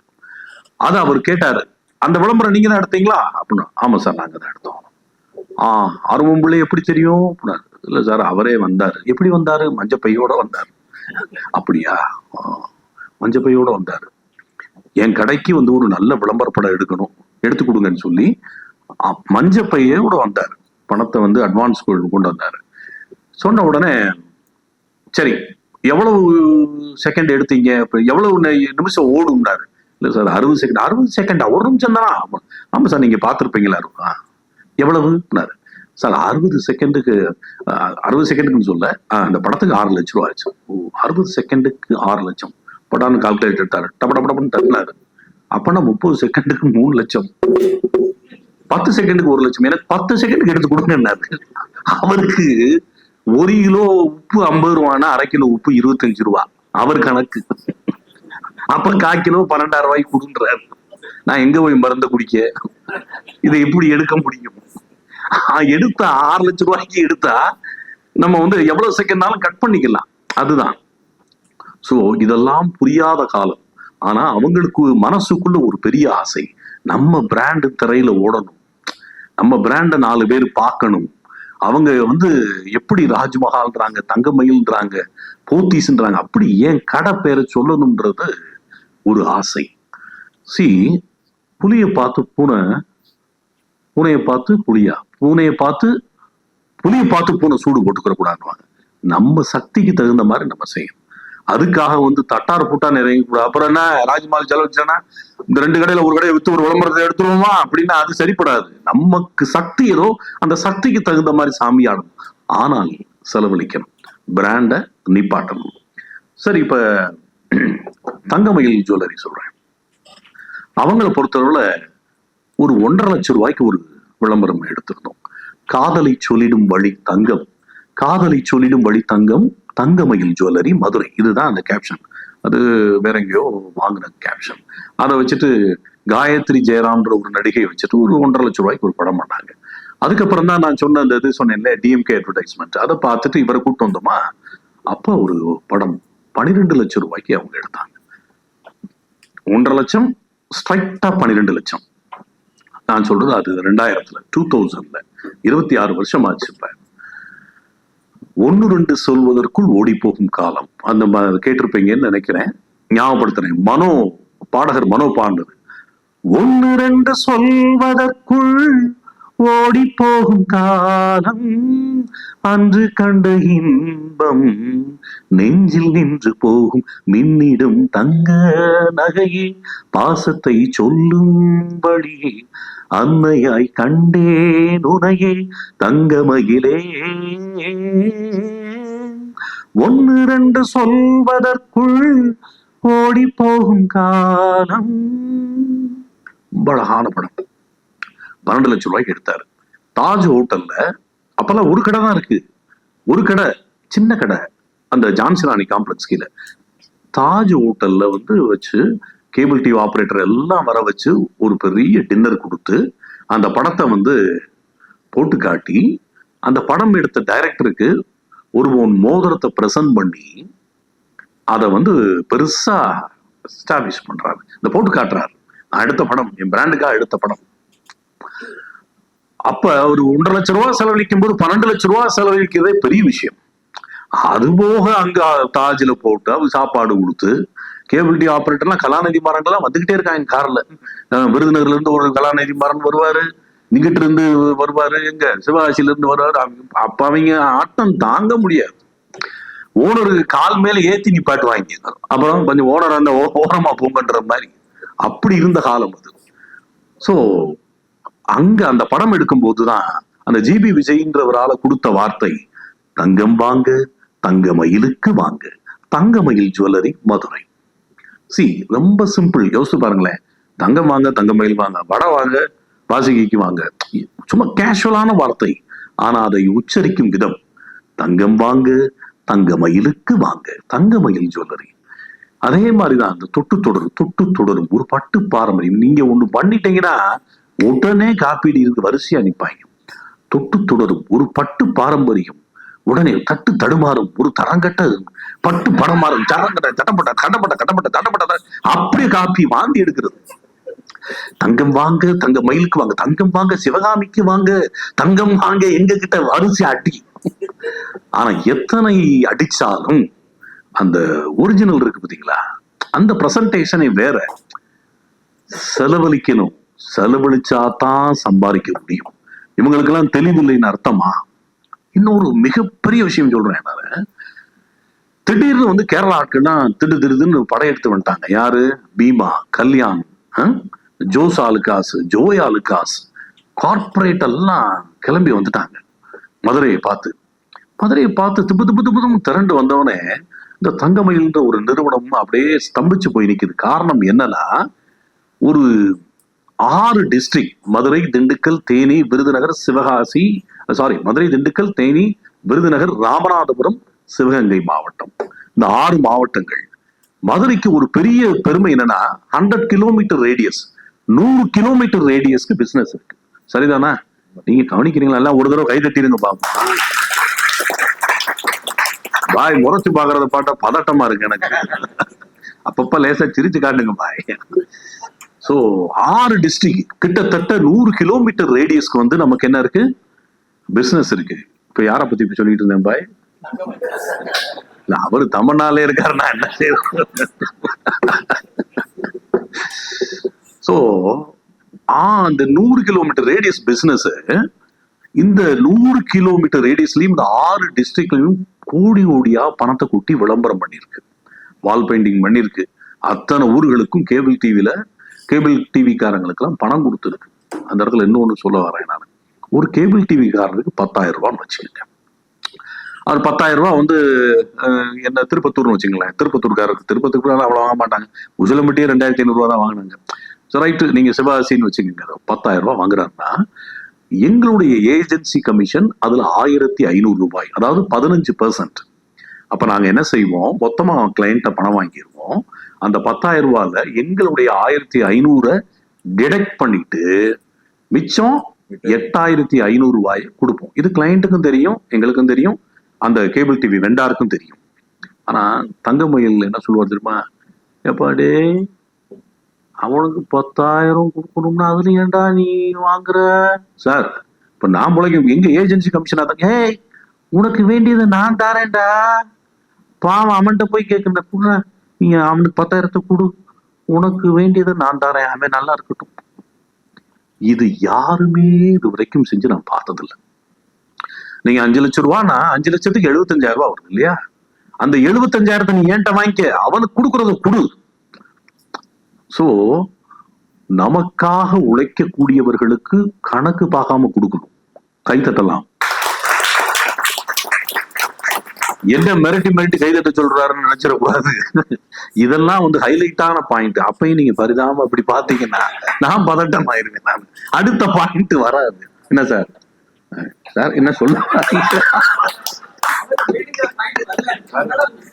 வரும். சோ இன்னைக்கு இப்ப வந்து நம்ம ஒரு காலத்துல நம்மகிட்ட வேலை பார்க்குற ஸ்டாஃப் எல்லாம் எப்படி இருந்தாங்க, அதாவது நமக்கு நம்ம முதலாளிகிட்ட வேலை பார்க்கறது இப்ப எப்படி இருக்காங்க? ஓனரா இருந்தா ஓரமா போன்ற மாதிரி தான். இன்னைக்கு எல்லாம் அவனை நீங்க சரி கட்டினாத்தான் நீங்க இருக்க முடியும் முதலாளி. அவன் தான் முதலாளி, நீங்க எல்லாம் முதலாளி கிடையாது. அவன் தான் முதலாளி. அவனை மானே தேனே பொன்மானே அப்படின்ட்டு அவனை குளிப்பாட்டி அவனுக்கு எல்லா சலுகைகளும் செஞ்சு அவனை நல்லா பார்த்துக்க வேண்டிய கடமை. ஏன்னா அவனுக்கு வாய்ப்புகள் அதிகமா இருக்கு. இதை விட்டா இன்னொன்னு பெரும்பாலும் செல்லதான் கிடக்குறேன். சோ ஒரு நிறுவனம், நம்முடைய நிறுவனத்தை வளர்க்கணும்னா சில விஷயங்கள் தைரியமா முடிவு எடுக்கணும். ரிஸ்க்லே பெரிய ரிஸ்க் என்ன தெரியுமா? ரிஸ்க் எடுக்காம இருக்கிறது. ரிஸ்க்லே பெரிய ரிஸ்க் என்ன? ரிஸ்க் எடுக்காம இருக்கிறது. அப்படியே சேஃப் ஜோன்லயே விளையாண்டுகிட்டே இருந்தா முடியாது. இறங்கி அடிக்கணும். அப்பதான் நம்ம ஜெயிக்க முடியும். சாப்பிட்டோம், 2 நல்ல துணியை உடுத்தணும், ஒரு வேலைக்கு போனோம், ஒண்ணு ஆரம்பிச்சோம், ஒரு வீடு கட்டணும், 2 கார் வாங்கணும், செட்டில் ஆனோம். இது வாழ்க்கையே இல்லை. வாழ்ந்தா வாழ்க்கை மிகச்சிறப்பா வாழணும். ஒரு ஜமால் பாய் சொன்னாரு, என் பசங்கிட்ட நான் என்ன சொல்லி அனுப்புனேன்னு சொல்லி, எங்களுக்கு தமிழ் துபாயில படான பரபரப்பாயிருவாங்க. துபாயில, சார் கிறிஸ்தவ சார் என்ன இங்க இருக்கீங்க, வாங்க நம்ம ஹோட்டல் இங்கதான் இருக்கு வாங்கன்னு கூட்டு போவாங்க. தமிழ் தெரிஞ்சவங்களுக்கு மத்தியில தான் எங்களுக்கு தெரியும். உண்மையாக அதெல்லாம் கோயத்துல முத நாங்க போய் இறங்குறோம், ஒரு வேன்ல இருந்து இறங்குறோம், பளிச்சுன்னு போட்டோவா எடுத்தாங்க. அதான் என் முதல் அனுபவம். சோ இது புகழ்ன்றது அது ஒரு போதை. எப்படி புகழ்ங்கிறது ஒரு போதை, அது விட்டுருங்க. நான் அந்த போதைக்காக நான் வரல. வாழ்ந்தால் வந்து மிகச்சிறப்பா வாழணும். எல்லாருக்கும் ஒரு திறமை இருக்கும். சிலர் நல்லா பேசுவான், அவன்கிட்ட அந்த பேச்சு தான் மிகப்பெரிய திறமை. பேசாம இருப்பான் சிலர், அதுவும் ஒரு திறமை. பேசக்கூடாத இடத்துல அவன் தப்பிச்சிருவேன். யாரு? இந்த பேசாதவன். அந்த இடத்துல பேசுறவன் மாட்டிக்கிறவன். சப்புன்னு உன்கிட்ட கேட்டாங்களா, உன்னை யாரும் பேச சொன்னாலும் தூக்கிட்டு போயிருவாங்க குண்டை கட்டி. இவன் மங்குன்னு இருக்கான்ல, சில பேர்லாம் உட்காந்துருப்பாங்க, கீழே தள்ளி விட்டா கூட விழுந்துட்டு திருப்பி மங்குன்னு அப்படி உட்காந்துருப்பாங்க. நான் ஒண்ணு சொல்றேன், நான் படிச்சது சௌராஷ்டிரா காலேஜ். அங்க பூரா பொண்ணுங்கெல்லாம் ஜோப்பா இருப்பாங்க. அது உங்களுக்கு தெரிஞ்சதுதான். இந்த பரிதாபமான பசங்களும் இங்க வந்து சேருவாங்க. என்ன இவங்க பூரா இவங்க அடிக்கிற லூட்டி எல்லாம் வேற மாதிரி வேற லெவல்ல இருக்கும். பாத்தீங்கன்னா இந்த பொண்ணுங்களுக்காக என்ன வேணாலும் செலவு பண்ணுவாங்க. அப்பா உண்டியில போட்டு உடைப்பாங்க, சட்டையை போட்டு கிழிச்சு உள்ள இருந்து காசை எடுத்துட்டு வருவாங்க, ஹேண்ட்பேக் வாங்குவாங்க, முதல்ல வாங்கி கொடுப்பாங்க, காப்பி வாங்கி கொடுப்பாங்க, படாரம் உடைச்சு பெப்சியை வாயிலே ஊத்தி விட்டுருவாங்க. இந்த டப்பா 40 ரூபாய்க்கு வித்தாங்கல்ல, அதெல்லாம் வந்து இடுப்பு நிறைய தூக்கிட்டு வருவாங்க. இந்த பொண்ணுங்களுக்காக என்ன வேணாலும் செலவு பண்ணுவாங்க. அது பூரா பாத்தீங்கன்னா ஹீரோயின் மாதிரி இருக்குங்க. ஒரு ஹீரோயின் இருந்துச்சுன்னா அதை சுத்தி ஒரு பரிதாபமா வாருக்குள்ளே கைதட்டுறதுக்கு உட்காந்துருக்குங்க. அது கடலை மிட்டாய் வாங்கி கொடுக்கறது, டிஃபன் வாங்கி கொடுக்கறது, இந்த அல்ல கை வேலை பார்க்கறதுக்கு ஒரு குரூப் இருக்கும் ஒரு ஹீரோயினுக்கு பின்னாடி. அந்த ஒரு ஹீரோயினுக்கு பின்னாடி கிளாஸ்ல பாதி பேர் இருப்பாங்க. மாறி மாறி ஷிஃப்ட் போட்டு வாங்கி கொடுத்துக்கிட்டு இருப்பாங்க. ஒரு 10-15 வருஷம் கழிச்சு பார்த்தா இந்த ஹீரோயினா இருந்த பிள்ளை இருக்குல்ல, இது பரிதாபமா ஒரு கூடைய தூக்கிக்கிட்டு, வயர் கூடையை தூக்கிட்டு மார்க்கெட்ல மாமியாருக்கு பின்னாடி மண்டையாட்டிக்கிட்டே போகுது. இந்த அல்லகை பாட்டி இருக்குல்ல, அது என்ன செய்யுது, கார்ல வந்து இறங்குது, அப்படின்ட்டு இறங்குது. தொழில் அதிபரோட மனைவியா இருக்கு. So life is a cycle. Life வந்து ஒரு சைக்கிள் மாதிரி. யாரு எப்ப எப்படி மேல வருவாங்க, லைஃப் வந்து பல பாடங்கள் நமக்கு எடுத்து கொடுக்கும். இன்னைக்கு நம்ம இப்படி இருக்கோம், பிள்ளைகள்கிட்ட அதையும் சொல்லுவேன் நான், இன்னைக்கு நம்ம இப்படி இருக்கோம், இப்படியே இன்னைக்கு இருந்துருவோம் நினைக்காதீங்க. இதை விட மிகச்சிறப்பா வரலாம், இதை விட மிகச்சிறப்பா வரலாம், இதை விட கீழே கூட போகலாம். சோ எதுக்கும் தயாரா இருந்துக்கணும். இந்த தடவை கை தட்டலாம், பதட்டமான கைதட்டி தட்டாங்க. ஏன்னா எங்களுக்கு அது ஏன் கைதட்ட சொல்றேன்னு சொல்லிப்படுறேன் உண்மையை. இந்த கலக்க போகுது அஸ்த போகுதுல எல்லாம் பாத்தீங்கன்னா நாங்க ஜோக் சொல்லும் போது கைதட்டுவாங்க, அதெல்லாம் உண்மையாவே கைதட்டுறது இல்லை. அதுக்கு 250 ரூபா கொடுப்போம் நாங்க. ஒரு 250 ரூபா உட்கார வச்சு 3 நேரமும் சாப்பாடு கூட்டி 250 ரூபா கொடுத்தா சன் டிவி நேர்களுக்கு அதுக்கெல்லாம் கைதட்ட, டே இதுக்கெல்லாம் தட்டக்கூடாதுடா, ஜோக்கு சொல்லும் போது தட்டுறா அப்படின்னா பரவாயில்ல இருக்கட்டுங்க அப்படின்னு. சாதாரண சாம்பார் சாப்பாடு போட்டா பழம் கை தட்டுவாங்க, அந்த கறிகிரி போட்டோம்னா பிச்சு எரிஞ்சிருவாங்க. சோ அந்த மாதிரி கிளாப்ஸ் கை தட்ட விட்டு எங்களை எடுத்து பழகிட்டாங்க. அப்ப நமக்கு ஒரு எனர்ஜி தேவைப்படுது இல்லையா? சரி, சோ வெரைட்டி. நம்முடைய கடையில நமக்கு என்ன வேணும்னா வெரைட்டி வேணும். அதுக்கு ஒரு சின்ன உதாரணம் நீங்க கேள்விப்பட்டிருப்பீங்க. ரமேஷ் சாருடைய, தங்கமேல் ரமேஷ் சாருடைய, அவர் அவருடைய பையனை கூட்டிட்டு ஒரு கடைக்கு போயிருக்காரு. கேள்விப்பட்டிருக்கீங்களா? சாக்லேட் கதை கேள்விப்பட்டிருக்கீங்களா? ஆமா, அந்த சாக்லேட் தான். அந்த வெரைட்டி இருக்கணும். இந்த வெரைட்டி இருந்ததுனால ஒரு கடைக்கு வியாபாரம் அதிகமா கிடைச்சது. வெரைட்டி இல்லைன்னா சொல்லுவாரு, டேய் நம்ம கடையில எவ்வளவு தூள் இருக்குன்னு பாத்தியாடா? இல்ல சார் பாக்கல. என்னடா கூட போய் பாரு, என்ன அப்பதானே நீ நம்ம விளம்பரத்துல சொல்ல முடியும் அப்படின்னுவாரு. அப்படித்தான் பேசுவாரு. அவர் தான் எங்களுக்கு மென்டார். சோ அவர் என்ன சொல்றாரு, வெரைட்டி வை, உன்னை அடிச்சுக்க ஆள் இருக்க கூடாது. கமலஹாசன் சொல்லுவாரு, எதை செஞ்சாலும் திருத்தமா செய். நீ குப்பை வரக்கிற ஆளா இருந்தா கூட இந்த ஊர்லயே நீதான் அழகா குப்பை வரக்கிறாள். குப்பை வரக்கிற எப்படி அழகா பிறக்க முடியும்? ரைட்டு, அப்படி சொல்லுவார். எதை செஞ்சாலும் ஒண்ணு செய். எங்களுடைய பாலிசி, எங்களுடைய நிறுவனத்துல, ரைஸ் அட்வர்டைசிங் விளம்பர நிறுவனத்துல ஒரு பாலிசி என்னன்னா, செஞ்சா நல்லா செய்வோம், இல்லாட்டி செய்யக்கூடாது. பெருமைக்கு எருமாடு மேய்க்கக்கூடாது, பெருமைக்கு எருமாடு மேய்க்கக்கூடாது. ஒரு விஷயம் நல்லா பண்ணணும்னா அதுக்கு 10 ரூபா வேணும். 10 ரூபா வேணும்னு ஒருத்தர் சொல்றாரு, உங்கள்கிட்ட சொல்றாருன்னா அந்த 10 ரூபா வேணும்னு சொல்றவர் சரியான ஆளா இருக்கும். நீங்க எங்கிட்டும் ஏமாந்துக்கிட்டு எல்லாரையும் இப்படியே பார்த்துக்கிட்டு சந்தேக கண்ணிலே பார்த்துட்டு இருக்க கூடாது. புரியுதா? நீங்க கொடுக்குற ஆள், உங்களை கைட் பண்ற ஆள் சரியான ஆளா இருக்கும். 10 ரூபா செலவு பண்ண சொன்னா 10 ரூபா இருந்தா செலவு பண்ணணும் இல்லையா? தம்பி இங்க பாத்துக்கிடுங்க, 10 ரூபாயெல்லாம் இப்போதைக்கு செலவு பண்ண முடியாது, நம்ம இப்பதான் எந்திரிச்சு வாரோம். நீங்க ஒண்ணு செய்யுங்க, நீங்க ஒரு 6 ரூபா வச்சுக்கோங்க, அதுக்கு என்ன செய்ய முடியுமோ செய்யுங்க, அப்புறம் நம்ம நல்லா வளர்ந்ததுக்கு அப்புறம் பண்ணலாம் அப்படின்னு சொல்லக்கூடாது. 10 ரூபா இருந்தா பண்ணணும். 6 ரூபா தான் உங்ககிட்ட இருக்கா, அந்த 6 ரூபாய் எடுத்து பஃபரா வச்சுக்கணும். எப்படி வச்சுக்கணும்? பஃபரா வச்சுக்கணும். எப்ப 10 ரூபா கிடைக்குதோ அப்ப செய்யலாம். எப்ப 10 ஒண்ணு செஞ்சா அதை நல்லா செய்யணும். இல்லைன்னா அந்த 6 ரூபாய்க்கு நீங்க செலவு பண்றீங்க பாத்தீங்களா, இந்த 6 ரூபாயும் வேஸ்ட். அந்த 6 ரூபாயும் ஒண்ணு இல்லாம போகும். Cheap is always costly. Cheap is always costly. 10 ரூபாய்க்கு ஒரு நல்ல பேனா கிடைக்குன்னா வாங்கிடணும். இல்ல 5 ரூபாய்க்கு நான் ஒரு பேனா வாங்கி உதறி அதை உடைச்சிட்டு இன்னொரு பேனா உதறி அப்படி வாங்கினா 10 ரூபா போச்சு. அதுக்கப்புறம் ஒரு 10 ரூபாய்க்கு ஒரு பேனா வாங்கினீங்கன்னா 20 ரூபா போச்சு உங்களுக்கு இல்லையா? So cheap is always costly. So 10 ரூபா உங்களால செலவழிக்க முடிஞ்சா செலவழிக்கணும், இல்லைன்னா பேசாம இருக்கணும். அந்த 6 ரூபாயை வேஸ்ட் பண்ணி உங்க பிராண்டோட பேரை நீங்களே கெடுத்துக்கிற கூடாது. நல்லா கவனிங்க. அந்த 6 ரூபாயை செலவு பண்ணி உங்க பிராண்ட் பேரை நீங்களே கெடுத்துக்கூடாது. ரைட். இப்ப 10 ரூபா செலவழிக்க சொல்றாரு. தம்பி நாங்க பார்க்காததா, இதெல்லாம் எத்தனை வருஷம் பார்த்துருப்போம் நாங்க. 10 ரூபா 15 ரூபா வச்சுக்கோங்க, பிரமாணமா பண்ணுங்க, அவன் கடையை தூக்கி சாப்பிடணும் அப்படின்னு சொல்லக்கூடாது. 10 ரூபா மட்டும்தான் செலவழிக்கணும். அந்த எக்ஸ்ட்ரா ஒரு 5 ரூபா செலவழிக்க நீங்க தயாராயிட்டீங்கல்ல, அந்த 5 ரூபாயை தூக்கி பஃபர்ல வைங்க. அந்த 5 ரூபாயை தூக்கி பஃபர்ல வைங்க. சோ எது செலவழிக்கணுமோ அதை செலவழிக்கணும், எது செலவழிக்க கூடாதோ அதை செலவழிக்க கூடாது. எங்க கிளைண்ட் சிலர் இருக்காங்க. அதே மாதிரி பொறுப்புகள், நீங்க அதையும் ரமேஷ் சார் சொல்லியிருப்பாரு, பொறுப்புகளை நம்பி கொடுங்க. என்னை விட்டு ஆள் கிடையாதுன்னு நினைக்கவே நினைக்காதீங்க. என் கடையை பொறுத்தவரை நான் தான் டிசைட் பண்ணுவேன். டேய் உனக்கெல்லாம் என்ன தெரியும்? காலேஜ் முடிச்சு 4 வருஷத்துல உட்காந்துக்கிட்டு நீ எனக்கு பேசுறீங்க, எனக்கு தெரியாதவங்க தெரியுமா? சொல்றது கேட்டு போடா, அந்த சோல் இருக்கக்கூடாது. அவன் தெரிஞ்சுக்கணும். எவ்வளவு நாள் நமக்கு, எவ்வளவு நாள் யாருக்கு தெரியும்? நம்ம பிள்ளைகளுக்கு தெரியணும், நம்ம வளர்த்து விடணும். அதனால நஷ்டமானாலும் பரவாயில்ல, அவனுக்கு எப்ப அனுபவம் கிடைக்கும் இல்லையா? சோ பிராட் மைண்ட், எதையுமே நல்ல என்னது விஸ்தாரமா வந்து நல்லா சிந்திக்கணும். திங்க் ப்ராட், அதாவது திங்க் பிக் டூ ஸ்மார்ட்ன்றாங்களா, அந்த மாதிரி போனா போயிட்டு போகுது, வரட்டும் பாப்பான். அவன் நம்மளோட கெட்டிக்காரனா இருந்தா அப்படிலாம் நடந்திருக்கு. நாங்கெல்லாம் தூக்கி எறியப்பட்ட காலங்கள்லாம் உண்டு. எப்பா உனக்கு வேண்டிய ஆள்னா நீ அதை உன்னோட வச்சுக்க, நமக்கு செட் ஆகாதுன்னு போய் திருப்பி தேடி வந்ததெல்லாம் உண்டு. அது நம்ம ஸ்ட்ராங்கா இருக்க போய் சில இடங்கள்ல ராசி நிற்கும், சில இடங்கள்ல விஷயம் நிற்கும், சில இடங்கள்ல இந்த விசில் வந்த மாதிரி வந்து போகும். எப்படி வந்தோம்னே தெரியாது இல்லையா? உங்களுக்கு பாராக்கம், விசில் பாராக்கம். ஸோ எதுவுமே நம்ம கைக்குள்ள இல்லை, நம்பிக்கை மட்டும் நம்மகிட்ட இருக்கணும். என் பிராண்டு இன்னொன்னு, செலவு பண்ணா நம்ம சம்பாதிச்சிட முடியாது. நம்முடைய ப்ராடக்ட் குவாலிட்டியாகவும் இருக்கணும். பேராசைப்படக்கூடாது.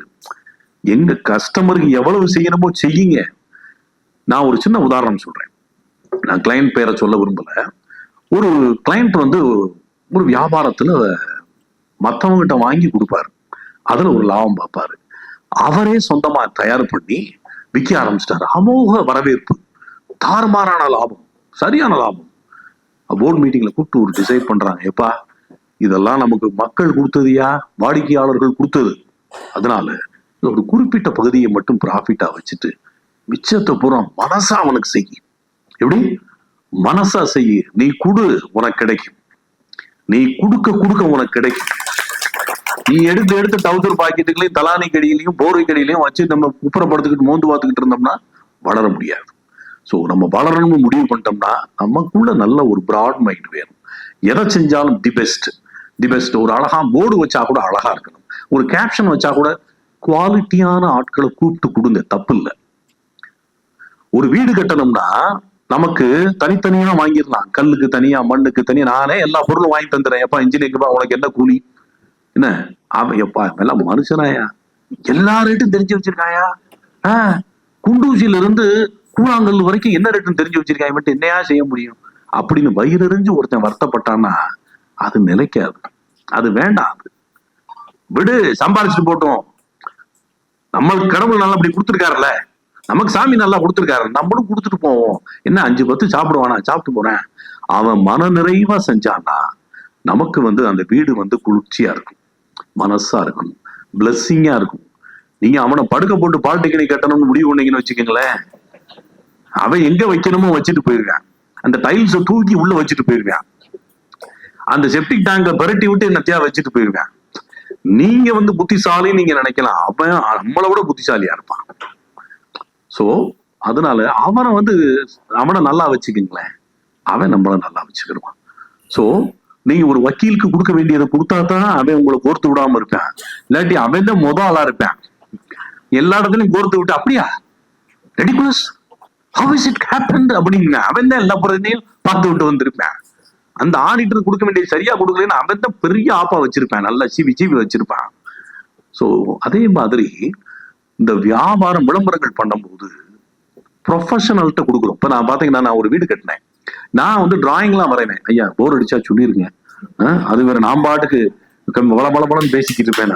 நான் இடையில எப்பா கொஞ்சம் போதுமையா நிப்பாட்டு, நாங்க தமிழாக்கு வந்துடுவோம்ட்டா நான் நிப்பாட்டிக்கிட்டு அந்த ஸ்டோரியை பத்தி நான் 4 கதை வச்சிருக்கேன். நான் சொல்றேன், நான் தமிழா, ரோஜா, மீனா, குஷ்புன்னு இல்லை. அதுலயும் பாத்தீங்களா ஸ்னேகா வந்து ஒரு பிராண்டா வந்துட்டாங்க பாத்தீங்களா, ஸ்னேகாலயான்னு சொல்லி. நடிக்கிறதுக்கு பணம் இருக்கு, ஆனால் அவங்க ஒரு தொழில் அதிபராகவும் ஆயிட்டாங்க. இப்ப அவங்களுக்கு அந்த வேல்யூ இப்ப ஒரு நடிகையா பார்த்ததை விட ஒரு தொழில் அதிபராகவும் அவங்க வந்து தங்கமயில் யூஸ் பண்றோம். இப்ப உங்க தொழில நீங்க ஸ்ட்ராங்கா இருந்தீங்கன்னா அங்க மட்டும் ஸ்ட்ராங்கா இருங்க, அடுத்த தொழிலுக்கு ஐடியா கொடுக்காதீங்க. ப்ரொஃபஷனல்கிட்ட கொடுத்தா, நான் வந்து ஒரு ஆர்கிடெக்ட கொடுத்தேன், நான் நல்லா டிராயிங் வரையேன். சிம்புதேவன் தெரியுமில்ல உங்களுக்கு, 23ஆம் புலிகேசி படத்தோட டைரக்டர். அவர் எனக்கு வந்து 1 இயர் ஜூனியர், நாங்கெல்லாம் ஸ்கூல் மேட்ஸ், ஒன்னா டிராயிங் காம்படிஷனுக்கு போவோம். ஸோ நான் நல்லா டிராயிங்லாம் வரைவேன். எங்க அப்பா அம்மா கட்டின வீட்டுக்கு ஆர்ச்சு போட்டேன், படிக்கட்டை போட்டேன், கைப்பிடியை போட்டேன், அப்படி ஃப்ரண்ட் எலிவேஷன் வரைஞ்சேன், என்னென்னமோ பண்ணேன். நான் கட்டின வீட்டுக்கு ஒண்ணுமே வரையல, புள்ளி கூட வைக்கல. நல்ல ஒரு ஆர்கிடெக்டை கொடுத்தேன், ஜவஹர் அசோசியேட்ஸ்ன்னு சொல்லி. அப்ப என் பார்ட்னர் சொன்னாரு, சைலம் ஒருத்தர், நல்ல வீடு கிடைக்கும்னா பொறுமையா இருங்க. 6 மாசம் அலைஞ்சேன் நான் அந்த டிராயிங் வாங்குறது. எப்படி கடுப்பு கூட வந்துச்சு. நம்ம அவனுக்கு பிசினஸ் கொடுக்குறோம், நம்ம வீடு கட்டி கொடுக்க சொல்றோம், நம்ம அவனுக்கு பணம் கொடுக்குறோம், 6 மாசமா அலைவுறாங்க இல்லை. அப்ப நான் ஒரு தடவை வருத்தப்படும் போது, நல்ல வீடு கொஞ்சம் பொறுமையா இருக்கேன், அழகான டிராயிங், ஃபர்ஸ்ட் கிளாஸா ரொம்ப பியூட்டிஃபுல்லா இருக்கும். இந்த வீடை பார்த்து அப்ரிஷியேட் பண்ணாத ஆட்களே கிடையாது. ஸோ அவர் என்ன சொல்றாரோ அதை கேட்டுக்கிட்டேன். ஏன்னா வித்த தெரிஞ்சவர் அவர். இந்த படிக்கட்டை புரட்டி போடுங்க, இந்த காலம் இப்படி வைங்க, இந்த கைக்கு என்னன்னாலும் அவர் சில விஷயங்கள் சொல்லும் போது என் பட்ஜெட்டுக்குள்ள வருதான்னு பாத்துக்கிடுவேன். நான் ரொம்பவும் பியாண்ட் லிமிட்டும் போயிடக்கூடாது இல்லையா?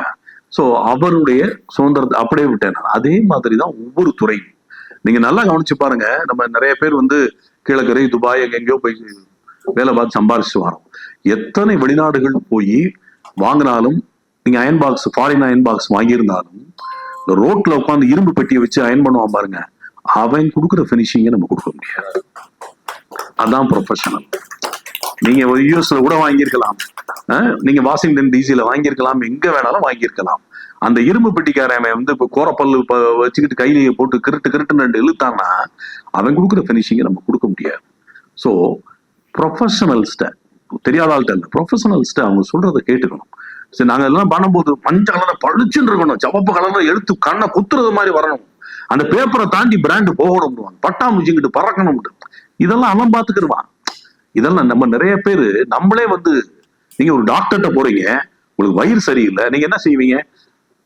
டாக்டர் எனக்கு வயிறு கொஞ்சம் 2 நாள் சரியில்லை, நேற்று முட்டை பரோட்டா சாப்பிட்டேன், இந்த விளக்கு தூங்கிட்ட, அது சரியில்லைன்னு நினைக்கிறேன், ஜால்னா என்னமோமா இருந்து அப்பவே நினைச்சேன், சந்தேகமா இருந்துச்சு, ஆனா ஒரு மாதிரி கேஸ் ட்ரபிளாகவும் இருக்கு, வயிறு சரியில்லை, கொஞ்சம் என்னன்னு பாருங்க, அது சொல்லலாம். அதை விட்டுட்டு டாக்டர் 2 நாளா வயிறு சரியில்லை, நீங்க என்ன பண்ணுங்க, அந்த சிறுகுடலை லேசா ஆட்டி ஒரு 3 சென்டிமீட்டர் மேல தூக்கி விட்டு பின்னாடி இருக்கிற அந்த நல்லி எலும்பை நகட்டி விட்டு இப்படி சொன்னா டாக்டருக்கு இப்படி இருக்கும். அதுக்குதான் அவன் படிச்சிருக்கான். என்ன நீ நம்ம போய் சொல்ல முடியுமா, கருத்து சொல்ல முடியுமா? நிறைய பேர் பண்ற தப்பு, இப்படி பண்ணுங்க அப்படி பண்ணுங்க, அவன் வேலையை சரியா பார்ப்பாங்க. சரியான ஆட்கள்கிட்ட நீங்க பொறுப்பை கொடுத்தீங்கன்னா automatically it will come very nice. So உங்க பிராண்டை சரியான இடத்துல கொடுங்க, செலவு பண்ணணும் முடிவுக்கு வாங்க, சம்பாதிங்க, சம்பாரிச்சு செலவு பண்ணுங்க. சம்பாரிச்சு படக்குன்னு எடுத்து, இது என் மூத்த மகனுக்கு, இது 2வது மகனுக்கு, இது 3வது மருமகளுக்குன்னு சேர்த்து வைக்காதீங்க. நம்ம செலவழிக்கிறதா நம்ம காசு இல்லையா? அதுதான் நம்ம காசு. நம்ம சேர்த்து வைக்கிறது நம்ம காசு கிடையாது. அது யாருங்க செலவு பண்ணுவாங்க? நம்ம பிள்ளைய செலவு பண்ணுவாங்க. எதுக்கு செலவு பண்ணணும்? அவன் சம்பாதிக்கட்டும், அவன் கஷ்டப்படட்டும். பெண்கள் கோவப்பட வேண்டாம். இது பொழப்புல மண்ணெலி போட்டு நம்ம பிள்ளைகளை தெருவில் விட்டுறியாம் போல இருக்கு. நம்ம பிள்ளைகளை கெடுக்கிறதே நம்ம தான். நம்ம கஷ்டப்பட்டோம், நம்ம உழைச்சோம், நம்ம சம்பாரிச்சதை செலவு பண்ணோம்னா அதுக்காக பெட்டிக்கு எடுத்து கோடம்பாக்கத்துல போய் உட்காந்து தம்பி செலவு பண்ண சொல்லிச்சு பார்த்து ஏற்பாடு பண்ணுங்கன்னா அதுக்கு நான் பொறுப்பு இல்லை. செலவழிக்க வேண்டிய விதத்துல செலவழிக்கணும். நம்ம சந்தோஷமா ரைட்டு, நல்லா வயிறு நிறைய சாப்பிட்றோமா, 4 ஊரை சுத்தி பார்த்தோமா, தாட்டு போட்டு செலவு பண்ணோமா, ரைட்டு. அதுக்கு ஒரு எல்லை இருக்கு இல்லையா? சம்பாரிச்சதை விட அதிகமா செலவு பண்ணிடக்கூடாது. சம்பாதிக்கணும், செலவு பண்ணணும். அப்ப என்ன, செலவு பண்ணாதான் சம்பாதிக்க முடியும் இல்லையா? ரைட். அடுத்து நீங்க நீங்க ஒன்ஸ் விளம்பரம் பண்ணிட்டா, டவுன் சவுத் ஃபுல்லா இறங்கி அடிச்சோம். ராஜ்மஹாலுக்கு ஊரா போனோம். கிட்டத்தட்ட 675 கிராமங்கள். இந்த 675 கிராமங்கள்லையும் போய் நோட்டீஸ் கொடுக்கறது, கிளிப்பு, பேண்டு, நெயில் பாலிஷ் எடுத்து பாக்குறவங்களுக்கு எல்லாம் சின்ன வயசுல இருந்து பாட்டி வரைக்கும் பொம்பளைகளை ஒன்னா இருக்கணும். அதுகளுக்கு டக்குன்னு அவங்களுக்கு எல்லாம் கொடுப்போம். ஃப்ரீ கிஃப்ட் கொடுத்து ஹேண்ட் பில்ஸ் கொடுப்போம். அப்ப நம்மால் தனியா போட்டு வருவேன், பட்டுச்சேலை வாங்க காசு கொடுக்குறதே நான் தானே, அவங்களுக்கு மட்டும் பரிசு கொடுக்குறீங்க, எங்களுக்கு கொடுங்க அப்படின்னு. ரைட், அவங்கள்ட்ட சண்டை போட முடியாது. அப்பா சர்றாப்பா வாங்கிக்க. ஏன்னா அவன் வாங்கினாலுமே அவன் பெரியம்மாவுக்கோ, அத்தைக்கோ, அம்மாவுக்கோ, அக்காவுக்கோ, தங்கச்சிக்கோ ஏதோ ஒரு பெண்ணுக்கு தான் கொடுக்க முடியும். ஸோ இந்த ஏரியா ஃபுல்லா நாங்க விளம்பரம் பண்ணி, ராஜ்மஹால்னா காரைக்குடியில ஒரு ஆட்சி சொல்லுது, ஏப்பா அந்த கடையை ஒரு தடவை பார்த்துடணும், ராஜ்மஹால்னு டிவியில போட்டுக்கிட்டே இருக்காங்க, ஒரு நாளைக்கு கூப்பிட்டு கொண்டு போய் என்னைய காட்டு, டிவியில பார்த்துக்கிட்டே இருக்கோமே, அந்த கடையை நான் பார்த்தே ஆகணும்ன்ற அளவுக்கு ஒரு ஸ்ட்ராங் ஃபவுண்டேஷனை ராஜ்மஹால் போட்டாச்சு. ரைட். இப்ப போத்தீஸ் வராருன்னா ராஜ்மஹாலுக்கு அவ்வளவு ஸ்ட்ராங் ஃபவுண்டேஷன். போத்தீஸ் என்ன பண்ண போறாரு? பட்டுனா அந்த 8 ஜனமும் ராஜ்மஹால தான் எடுக்கும். ரைட். போத்தீஸ் அடிச்சா 14 வேன், ஒரு வேனுக்கு 10 பேர். பாண்டிய மன்னனின் மதுரைக்கு புதிய பெருமை போத்தீஸ், இதுதான் டைட்டில். பாண்டிய மன்னனின் மதுரைக்கு புதிய பிரமி போத்தீஸ். யாரு பாண்டிய மன்னன்? சத்யராஜ். யாரு பாண்டிய மன்னன் மனைவி? சீதா. இதுக்கு 75 லட்சம், அதுக்கு 25 லட்சம். அது மன்னர்கள் படங்கள் எல்லாம் போட்டு படம் எல்லாம் போகுது. பூரா மன்னர்கள் வேன்ல ஒரு 10 மன்னர் குறுநில மன்னர்களை உட்கார வச்சிருப்போம். பூரா 10th வெயில் கப்பியா இருப்பாங்க. வாயில கிட்ட ஒரு கோடு இருக்கும், கிருன்ற பையன் ஒருத்தன ஒருக்குன்னு தெரியாது. பூரா எப்படா விழுப்போம் பீடி அடிப்போம்ன்ற லெவல்ல தான் இருப்பாங்க. மன்னர்கள் பூரா வந்து பிராடுகாரங்க. Unorganised sector. அவன் இப்ப நம்ம என்ன MBA படிச்சவனை கூப்பிட முடியுமா? மன்னர் மேக்கப் போட்டு உட்கார வைக்க முடியுமா? கிருன்னு உட்காந்துருப்பாங்க. மந்திரிச்சு விட்ட மாதிரியே உட்காந்துருப்பாங்க. இவங்களுக்கு மேக்கப் போட ஒரு ஆளு, காஸ்டியூம் ரெடி பண்ண ஒரு ஆளு. இந்த வேன் போகும். பிரசவ வலி எங்களுக்கு. ஒரு தேட்டர் வந்து வாடகைக்கு எடுத்து அத்தனை பேரையும் கொண்டு வந்து 140 பேரை உள்ள போட்டு அமுக்கி 140 குறுநில மன்னர்களை கையாண்ட பெருமை எனக்கு இருக்குது. கைதட்டலாம் அந்த இடத்துல. பூரா பேரும் குளிச்சும் குளிக்காமலும் பல்லு விளக்கியும் வளர்க்காமலும் என்னத்தையோ சாப்பிட்டு எப்படியோ காலை வச்சு ஏறி வண்டியில உட்காந்துருவாங்க. உட்காந்து போனா வேன் போகும். வேன் போனா வேன்ல இருந்து இறக்கி விட்டோம்னா அந்த 10 குறுநில மன்னர்களும் போய் ஒவ்வொருத்தரும் ஒரு வீட்டுக்கு முன்னாடி போய் நோட்டீஸ் கொடுக்கணும். அதுல என்ன இருக்கும்? பாண்டிய மன்னரின் மதுரைக்கு புதிய பிரமி போத்தீஸ், வாங்க கடை திறக்க போறோம்ட்டு மன்னரே போய் வந்து யாரு வரவேற்கிறாரு? எந்த மன்னர்? இந்த அரக்கன் மன்னர். அவர் தான் போவார். மன்னரை பார்த்தா பதட்டமா இருக்கும். மன்னர்னு மனசுல வச்சுக்கங்க, வாங்கிக்கங்கன்ற போய் கொடுத்துட்டு சில மன்னர்கள் என்ன பண்ணாங்க? செல்ல தூக்கிட்டு வந்தாங்க. சில மன்னர்களுக்கு பன்னி அடிச்சிச்சு. சில மன்னர்கள் நாய் விரட்டுது, அந்த டோப்பாவை கீழே போட்டு ஓடுறாங்க. சில மன்னர்கள் சாயங்காலம் 7 மணிக்கு ஆன சரக்கை போட்டு உட்காந்துருக்காங்க. சில மன்னர்கள் தப்புன்னு அடிச்சுட்டு அந்த டப்பாக்குள்ள புகைய விடுறாங்க. திடீர்னு பார்த்தா நம்ம கண்ணு முன்னாடி 2 மன்னர்கள் டவுன் பஸ்ல தொத்திட்டு போறாங்க. ஐயோ, அவன் போனாலும் பரவாயில்ல, அவன் போட்டிருக்க ட்ரெஸ் போச்சு. ஒரு ட்ரெஸ் வந்து 1000 ரூபாய் வரும், அதோட போவாங்க. பூரா கோக்குமாக்கா. ஒவ்வொரு நாளும் ஒரு 15 புது மன்னர்களை நாங்க ரெடி பண்ணணும். பிரசவ வலி. ஆனா அந்த கேம்பெயின் தேனி மாவட்டம்னா தேனி மாவட்டத்துல 14 வேன் 140 மன்னர்கள் தெருவா அலைவாங்க. என்னடா பண்றாங்கன்னு ஒரு பதட்டத்தை உருவாக்கி மிக பிரம்மாண்டமான ஒரு கேம்பெயின். எப்படி? மிக பிரம்மாண்டமான ஒரு கேம்பெயின். 14 வண்டி அட்டிக்கிட்டு இந்த அடிச்சு இப்போ டிவி சேனல்ல எல்லாம் போட்டு இத்தனை வருஷமா ஒரு பெரிய கோட்டையை உருவாக்கி வைத்திருந்த ராஜ்மஹால் எல்லாம் கவனிங்க, அடிச்சுக்க ஆள் கிடையாது அப்படின்னு நினைச்சு பெரிய கொடி கொடியா இறக்கியிருக்கு. வந்து ஒரு ஒரு குறுகிய காலத்துல அடின்னு அடிச்சு தகர்த்து அன்னைக்கு கடை ஓப்பனிங் அப்ப ஃபர்ஸ்ட் ஃப்ளோர்ல நான் இருக்கேன், நான் நிக்கிறேன். சடையாண்டி மூப்பனாருன்னு சொல்லி போத்தீஸோட ரமேஷ் சாருடைய அப்பா அவர் உட்கார்ந்துருக்காரு. காலையில இருந்து பாக்குறோம். இப்ப கேம்பெயின்ல பெரும்பாடுபட்டு பெரிய லெவலுக்கு ரீச் பண்ணிட்டோம். அந்த கூட்டம் அந்த வாசல் இருக்கு இல்லையா, அந்த வாசல்ல இப்படி இப்படி இப்படி அப்படியே ஆயுது. ஒரு துண்டு கேப் கூட பார்க்க முடியல. ஒரு கேப் பார்க்க முடியல. அப்படி சித்திர திருவிழாவுக்கு திரண்டு வந்த கூட்டம் மாதிரி அப்படி ஆயுது. ஒரு 8 மணிக்கு மேல, நைட் 8 மணிக்கு மேல கொஞ்சம் கேப். அப்புறம் 8:15 கொஞ்சம் கொஞ்சம் கொஞ்சம் கொஞ்சம் கொஞ்சம் கேப். ஸோ இப்போ இதுல இருந்து என்ன தெரியுதுன்னா, விளம்பரம் பண்ணா எப்படி? விளம்பரம் பண்ணா எவ்வளவு பெரிய ஸ்ட்ராங்கான ஃபவுண்டேஷன் யாரு வச்சிருந்தாலும் ஒருத்தன் சரியா அடிச்சானா அவன் இடத்த பிடிக்க முடியும். கைத்தட்டலாம். இது எதுக்காக சொன்னேன் தெரியுமா? எப்பா அவன் பெரிய ஆள், அவன் எங்க இருக்கான், அவனெல்லாம் நம்ம எப்படிப்பா நம்ம அவன் இருக்கும்போது நம்ம எல்லாம் பண்ண முடியுமா? விடு, நம்ம அளவுக்கு போவோம். அந்த ஒரு பையன் சொல்லுவானே, அம்மாட்டுக்கு இருக்கணும்னு அந்த படத்துல, எப்பா நம்ம எதுலயும் தலையிடக்கூடாது, அம்மாட்டுக்கு இருக்கணும்ன்ற மாதிரி இவன் கூட நம்ம போட்டி ஓட முடியுமா? அவன் பெரிய ஆளியா? நம்ம பெரிய ஆள்னு நம்மளே நினைக்கலைன்னா அவர் யார் நினைப்பா? நம்ம பெரிய ஆளுங்க நம்ம தான் நினைக்க இருந்துட்டு போறான். உண்மையாவே இன்னொரு பெரிய ஆள் இருந்துட்டு போறான். அதை பத்தி கவலை, நான் தாண்டா பெரிய ஆளு, என்னமோ நேர கிரகான் இன்னைக்கு அவன் இருக்கான் அப்படிங்கிற ஒரு ஸ்ட்ராங்கான கான்பிடன்ஸ் மனசுல இருக்கணும். Right, okay. ஒரு வேற என்ன எல்லாம் சொல்லியாச்சு. வாழ்ந்தா நல்லா வாழணும், இல்லாட்டி வாழவே கூடாதுன்னு வேணாங்க.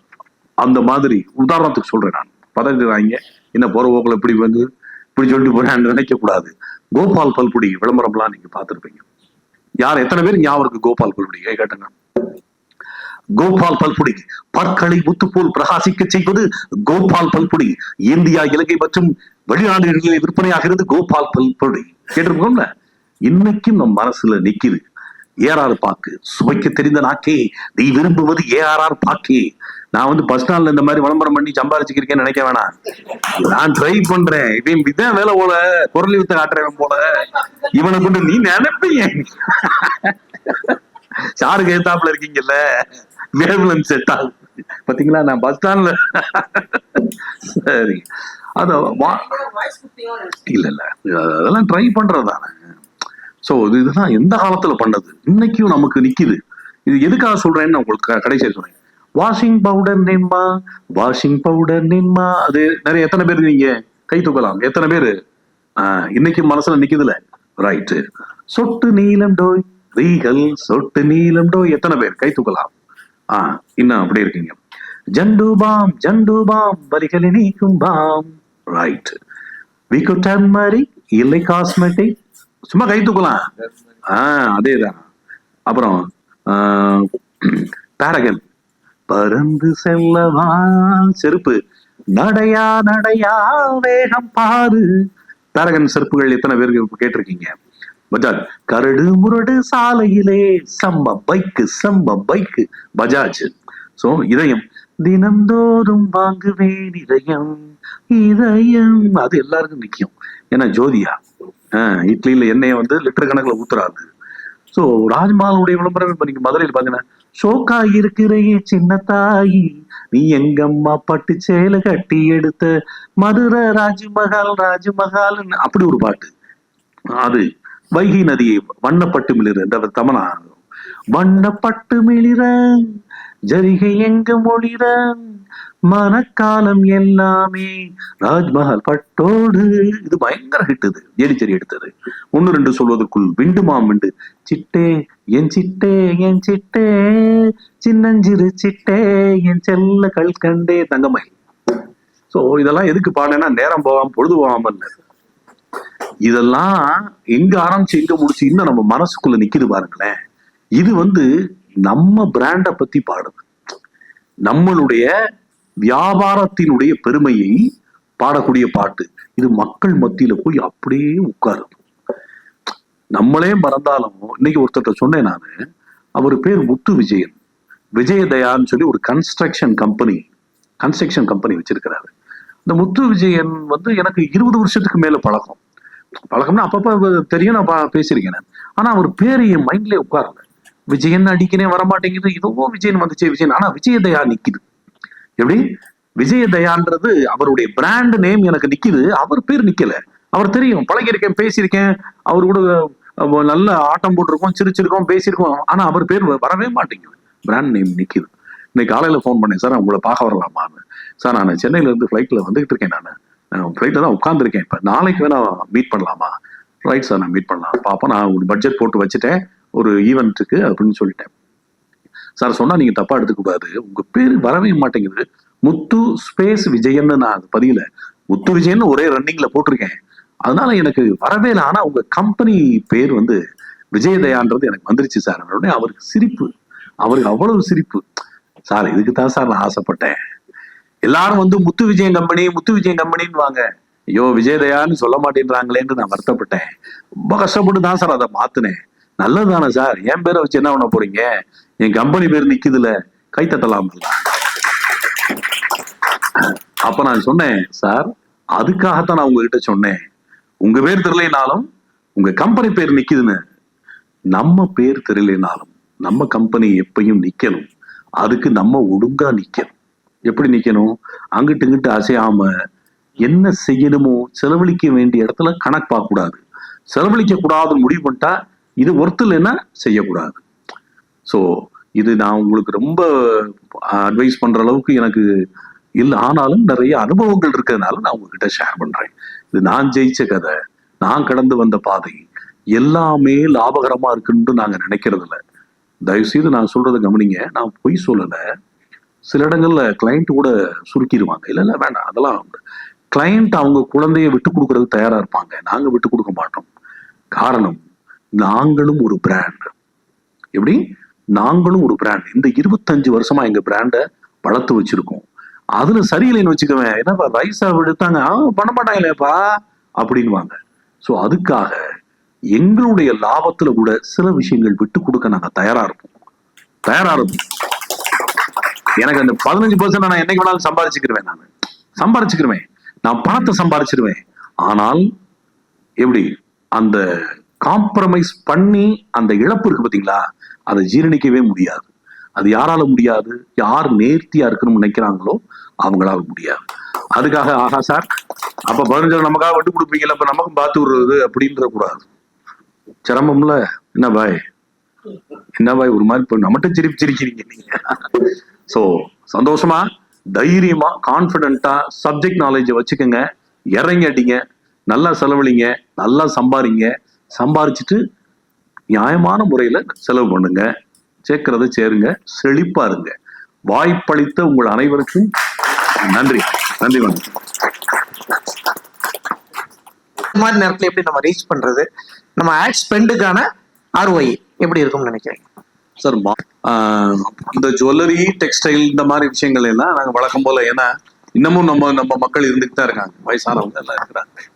ஆனா ஜென்சின்னு வந்துட்டீங்கன்னா நீங்க அவங்களுக்கு தகுந்த மாதிரியான ஆட்களை நீங்க தேர்ந்தெடுக்கணும். ஏன்னா அவங்க எதை ரசிக்கிறாங்கன்னே தெரியல, அவங்களுக்கு என்ன பிடிக்கும்னே தெரியல, எல்லாமே தலைகீழா இருக்கு. எனக்கு தெரிஞ்ச ஒரு கம்பெனில 30 வயசுக்கு கீழே தான் வேலை பார்க்கறாங்க, 29 வயசுல இருக்கவங்க தான் இருக்காங்க. அவங்க பூரா தலையில நடக்கிற மாதிரி தான் இருக்கு. ஸோ நீங்க அந்த மாதிரி சூழலுக்கு நீங்க அவங்களுக்கு தகுந்த மாதிரி பண்ணாதான் முடியும். இன்னைக்கு டிஜிட்டல் ப்ரொமோஷன் பெரிய அளவுக்கு ரீச் ஆகுது. நீங்க சேட்டலைட் சேனல் வந்து எக்ஸ்பென்சிவ், காஸ்ட்லி. 2.5 கோடி 1 கோடி 1.5 கோடி செலவு பண்ணாதான் 15 நாளுக்கு நீங்க செலவு பண்ண முடியும். 15 நாள் 10 நாளுக்கு இப்ப நீங்க சன் டிவி, ஸ்டார் விஜய், ஜெயா, புதிய தலைமுறை இருக்கு இல்லையா, ஒரு 15 சேனல்ல வந்து நல்லா ஒரு நிறைய வரணும், நல்ல ரீச் இருக்கணும்னு நீங்க நினைச்சீங்கன்னா you have to spend more then 1 crore.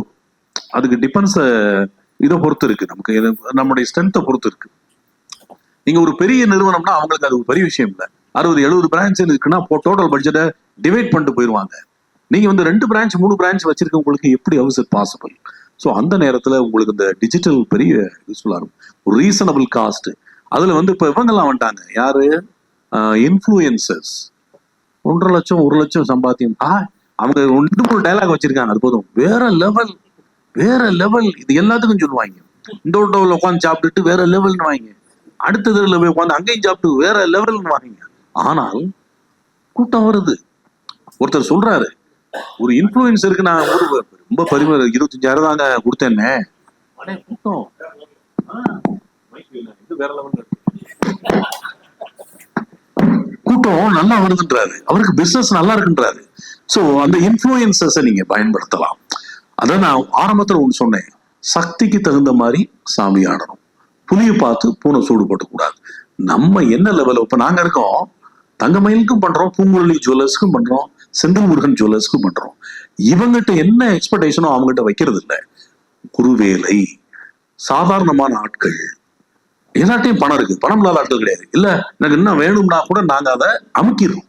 வேணாம் சார், இது போதும், நம்மளுடைய ஸ்டாண்டர்டுக்கு இது போதும், நம்மளுடைய ஸ்ட்ரென்த்துக்கு இது போதும், நம்மளுடைய கஸ்டமர் இதுக்கு இது போதும். இப்பதான் நம்ம 2 பிரான்ச், இது தேவையில்லை வரும் சார். நான் ஐம் நாட் சேயிங் வந்து சும்மா வித்தியாசமா நான் மறைமுகமா அதெல்லாம் சொல்லலை.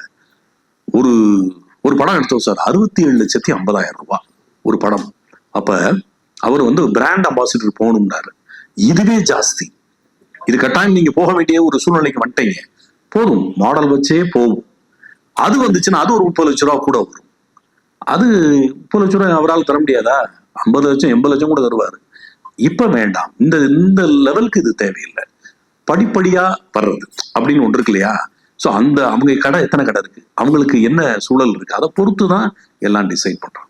ஸோ ஜென்சின்னு எடுத்துக்கிட்டீங்கன்னா அவங்களுக்கு எதில் விருப்பம் இருக்கிறதோ, அவங்க எதை வந்து தேடி போறாங்களோ. சார் இப்ப சேட்டலைட் சேனல் கூட பெருசா இல்லை, இதுதான் இந்த ஸ்கிரீனை தான் பாக்குறாங்க. டிவி பார்த்து நாளாச்சு, அதுக்காக டிவியில கொடுக்க முடியாதுன்னு சொல்ல முடியாது, அதையும் பார்க்க ஆள் இருக்கு. அம்பர்லா அட்வர்டைசிங் சொல்லுவாங்க. நீ எல்லாத்தையும் நீ எதை மட்டும் சொல்ல முடியாது. ஹோர்டிங் மட்டும் கொடுத்துறேன்னு சொல்ல முடியாது. ஹோர்டிங்க்கு ஒரு கூட்டம் இருக்கு, எஃப்எம்க்கு ஒரு கூட்டம் இருக்கு, காரில் போகும்போது கேட்கறதுக்கு. போஸ்டர்ஸ் விட்டுறீங்களா, ஒரே நாள்ல பரபரப்பாக்கி விட்டுருவாங்க. ஆனா அதோடைய லைஃப் 2 நாள் தான். போஸ்டருடைய லைஃப் வந்து 2 நாள் தான். அந்த 2 நாள்ல வந்து ஊரே 10 எரிய விட்டுருவாங்க. அதுல 4 பேர் வருவாங்க, இங்க அங்க ஒட்டிட்ட இங்க ஒட்டிட்டேன்னு. இதுக்கு தாங்க அந்த போஸ்டரே ஒட்டக்கூடாது அப்பெல்லாம் நினைக்க கூடாது. அது வரத்தான் செய்யும். பிரச்சனைகளை நீங்க பார்த்து பார்த்து பார்த்து பழகிட்டீங்கன்னா எந்த ஒரு பிரச்சனையும் ஈஸியா ஹேண்டில் பண்ண முடியும். பிரச்சனையை பார்த்து பயந்தா நம்ம வளரவே முடியாது. வரட்டும், பிரச்சனை வந்தா ரெட் கார்பெட் போட்டு கூப்பிடணும். எல்லா அனுபவமும் நமக்கு வேணும். ரைட், வேற ஒரு கேள்வி. மந்த்லி டேர்ன் ஓவர் ஒன்று இருக்கும்ல ஒரு கம்பெனிக்கு, ஸோ அதை பேஸ் பண்ணி அட்வர்டைஸ்மெண்ட் இதுக்கு போறது பெஸ்டா? இல்லை ஃபார் எக்ஸாம்பிள் இப்போ டேர்ன் ஓவர்ல இருந்து ஒரு 5% டேர்ன் ஓவர்ல இருந்து தான் பார்ப்பாங்க. அப்படிதான் வருஷத்துல ஒரு டேர்ன் ஓவர் இருக்கு அப்படின்னா அதுல ஒரு 5%. இப்போ நாங்க ஒரு அட்வர்டைசரை வந்து நாங்க இது பண்ணணும் அப்படின்னு சொன்னா எந்த மாதிரி நாங்க கால்குலேஷன் பட்ஜெட்டா யூஸ்? நீங்க என்ன பிசினஸ் பண்றீங்க சார்? நான் டிஜிட்டல் மார்க்கெட், நான் ஜென்ரலா தான் கேட்கிறேன். சரி, இன் ஜெனரல். சரி, இப்ப நீங்க சார் நல்லா கவனிங்க. உழைக்கிற நாய் கடிக்காதுன்னுவாங்க. உழைக்கிற நாய் கடிக்காது. பேசுறவெல்லாம் ஜெயிச்சிருவான்றது கிடையாது. சிலர் பிரமாதமா பேசுவாங்க, செயல்கள்ல ஒண்ணு இருக்காது. சோ நம்ம எப்படி யோசிக்கணும்னா, ஒருத்தர் வந்து இந்த கதை சொல்ற அழகுன்னு ஒன்று இருக்கு.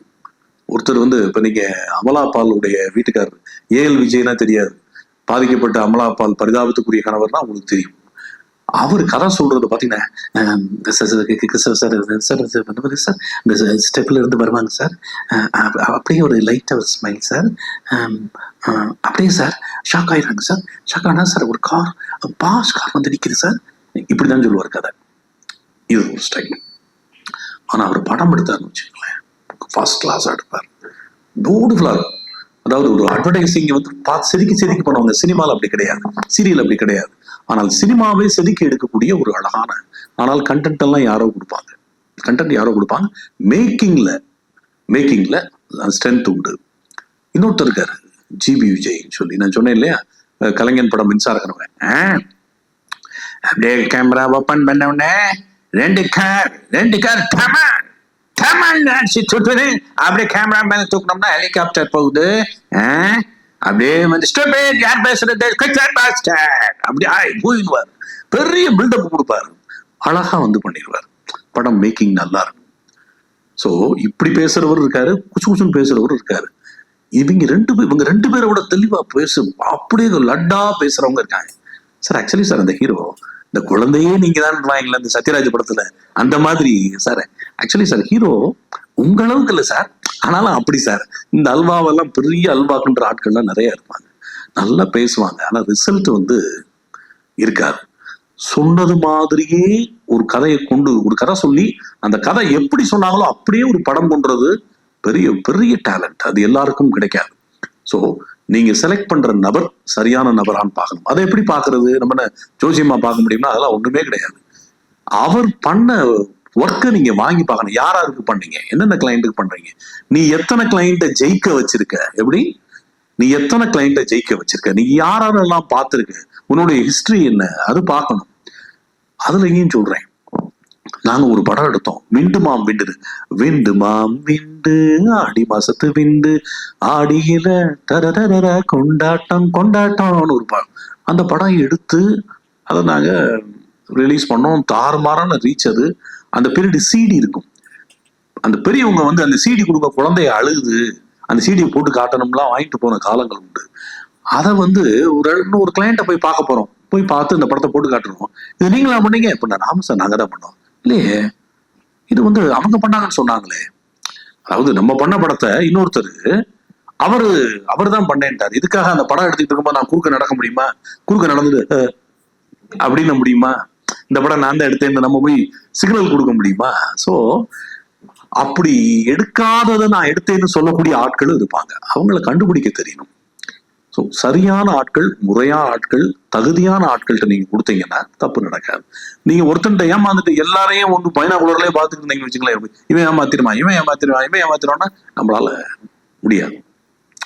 சில இடங்கள்ல சர்க்கிள்கள் வரும், அதையும் தாண்டி போகணும். நெக்ஸ்ட், இங்க நிறைய பேர் பிசினஸ் பீப்புள் இருக்காங்க, கொலாபரேஷன் நீங்க பண்றீங்களா? பண்ணலாம், அதை பத்தி ஒன்றும் பிரச்சனையே கிடையாது.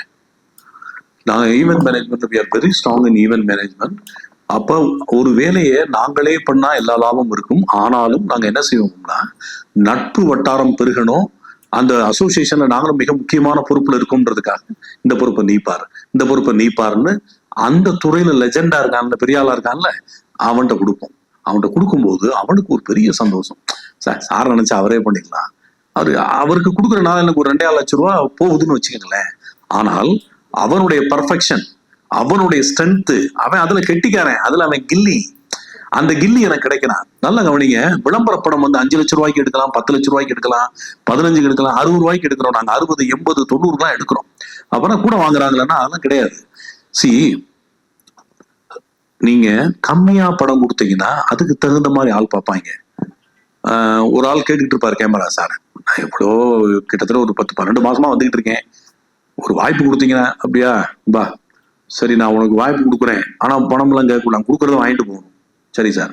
அவர் வறுமைக்கு பாட்டு எழுதுறோம், அவருக்கு ஏதாவது ஒரு வாய்ப்பு கிடைக்காதான்னு அவர் அப்ப புதுசா வராது. நல்லா இருக்கலாம், நல்லா இல்லாமலும் போகலாம். ஏற்கனவே பண்ணதை விட தி பெஸ்டா கூட வரலாம், டுபா கூட போயிடலாம், எப்படி வேணாலும் இருக்கலாம். பாட்டு எழுதுற ஒரு, படம் பண்ற ஒரு, லொகேஷன் மேனேஜரு, எல்லாமே நீங்க பட்ஜெட் குறையா கொடுக்க அதுக்குள்ளதான் பார்ப்பான். அவன் லாபத்தை விட்டு கொடுப்பானா? விட்டு கொடுக்க மாட்டான். சரி, அதை எடுத்து பண்ற ஏஜென்சி விட்டு கொடுக்குமா? விட்டு கொடு. அவன் லாபத்தை எடுத்து வச்சுக்குவான். அப்ப மிச்சத்துல இருக்கிறது தான் உங்களுக்கு மங்களம் பாடுவான் இல்லையா? அதுலதான் செய்வாங்க. இதுதான் பிராக்டிக்கலான உண்மை. ஒருத்தருக்கு நல்ல பட்ஜெட் இருந்துச்சு, நாம என்ன பண்ணுவாங்க தெரியுமா? கூப்பிடுறாரு தி பெஸ்ட் கேமராமேன், அழகான லொகேஷன், நல்ல ஆர்டிஸ்ட், நல்ல மேக்கப், நல்ல கோரியோகிராஃபர், எல்லாமே தி பெஸ்ட்னா ஆட்டோமேட்டிக்கலி இது ஹிட். இந்த ஃபில்ம் வில் ஹிட். எல்லா கட்டிக்காரனும் பெருசா வந்துடும்ல.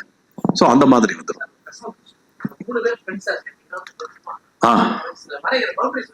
பவுண்டரிஸ், ஆஹா, இது கை தட்டலாம். அருமையான கேள்வி, மிக பிரமாதமான கேள்வி. 3 பேரும் 3 பக்கம் நெளிச்சுக்கிட்டு இருக்கிற மாதிரி ஆள் தான். ஒவ்வொருத்தரும் ஒரு மாதிரி. வெங்கடேஷன் ஒருத்தர் இருக்காரு, அவர் எல்லாத்திலும் உச்சம் தொட்டவர், நல்ல பிரெய்னி, அவ்வளவு அழகா வார்த்தைகளை பிடிக்கிறதுல பெரிய கெட்டிக்காரர், நல்ல பிரெய்னி, டக்குன்னு கான்செப்ட் ரெடி பண்றதுல மிகப்பெரிய கெட்டிக்காரர். சைலம்னு ஒருத்தர் இருக்காரு, அவர் எப்படின்னு சொன்னா பக்கா பிஆர்ஓ, எங்க போனாலும் எவனாலும் பாண்டிச்சேரியில பார்த்தா படக்குன்னு ஆட்டோக்காரன்ட்ட நம்பரை வாங்கி சேவ் பண்ணிருப்பாரு. ட்ரெயின்ல ஒருத்தருக்கு ஆர்ட் ஏதாவது லேசா ப்ராப்ளம் இருக்குன்னா ஒவ்வொரு ஸ்டேஷனுக்கும் ஒரு ஆளை ஏத்துவார். அவர்கிட்ட கான்டாக்ட்ஸ் அவ்வளவு கத்துக்கலாம். எப்படி அந்த பிஆர்ஓ ஒர்க்கை பாக்குறது, டெடிகேட்டடா ஒர்க் பண்ணுவாரு. நானு நல்லா வாய் பேசுவேன், நல்லா அதுக்கு என்ன விஷயங்கள் பண்ணுன்னா அதை அழகா கோர்த்து கொண்டு போய் மனங்கோணாமல் அதை அழகா எடுத்து, என்னுடைய பெரிய கெட்டிக்காரத்தனம், நானே எல்லாத்தையும் வச்சு நான் பணம் நினைக்க மாட்டேன். சரியான ஆட்கள் கையில ஒப்படைப்பேன், முழு சுதந்திரத்தையும் கொடுப்பேன். இறங்கி அடிப்பான். அவனுக்கு சார் நம்மளை நம்புறாரு, சார் நம்மளை விட்டுட்டாரு, நான் அழகா வேலையை எடுத்து கொடுப்பேன், அவன் செய்வான். ஸோ கான்செப்ட் மற்ற விஷயங்களுக்கு வெங்கடேஷ் பண்ணுவாரு. சைலம் ஓவரால் ஆர்கனைஸ் பண்றாரு. சரி, முரண்பாடுகள் இல்லாமல் இருக்குமா? அதெல்லாம் இருக்கும். நானும் இவனும் சேர்ந்து அவனை பத்தி புறணை பேசுவோம், அவனும் சேர்ந்து என்னைய பத்தி புறணை பேசுவாங்க, நானும் இவனும் சேர்ந்து அவனை பத்தி பேசி என்னத்தையும் ஒரு குறை சொல்லத்தானே செய்வோம். ரைட், நாங்கெல்லாம் ஒண்ணுமே இல்லாம 12,000 ரூபாயை வச்சுட்டு வந்த ஆட்கள். எங்களுக்குள்ள நாங்க ஒற்றுமையா இருக்கிறதுக்கு ஒரே ஒரு காரணம், கணக்கு பாக்குறது இல்லை. எனக்கு 1,20,000 உனக்கு 1,20,000, உனக்கு 1,20,000 நாங்க பாக்குறது இல்லை. எனக்கு 1,20,000 ரூபாய் தேவை, எடுத்துட்டேன், சொல்லிட்டு தான் எடுப்பேன். அவனுக்கு 80,000 ரூபாய் தேவை, எடுத்துருவான். அவன் 3 லட்சம் தேவைனாலும் எடுத்துக்கிடுவான். குற்றம் பார்க்கின் சுற்றம் இல்லை. ஒரே விஷயம், யாராங்க நம்ம வயதானடா போடா, எப்படி நம்ம வயதானடா போடா.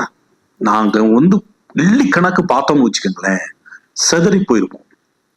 ஒவ்வொருத்தட்டையும் ஒரு வீக்னஸ் இருக்கும்ல. ரொம்ப நேர்த்தியா பேசுறேன், கோடு கழிச்ச மாதிரி. ஏன் பஞ்சாயத்து என்னன்னு அவங்ககிட்ட கேட்டா தான் தெரியும். அவன் பிரமாதமா இது பண்ணுவான், ஆனா அவன் பிரச்சனை என்னன்னு எங்க 2 பேருக்கு தான் தெரியும். So it's all in the game. ஒரே விஷயம், எதையும் பெருசா எடுத்துக்கல, விட்றா, ஒண்ணுமே இல்லாம வந்தோம், நீ கடவுள் நல்லா வச்சிருக்காரு, அவன் தானே போயிட்டு போறான், விடு. சில விஷயங்கள் தெரிஞ்சா கூட தெரியாத மாதிரி போய்க்கிறது. இந்த மாதிரி கேள்விப்பட்டோம், அப்படியானே இதுல பிரிச்சு விடுறதுக்குன்னே ஒரு குரூப் இருப்பாங்க. நாங்க கம்பெனி ஆரம்பிச்சு 10 நாள் 12 நாள் அவங்க கேட்டாங்க, அப்புறம் என்னமா ஒன்னா இருக்கீங்க, நம்ம 3 பேரும் ஒன்னா இருக்கிறது வயிறு எரியும்.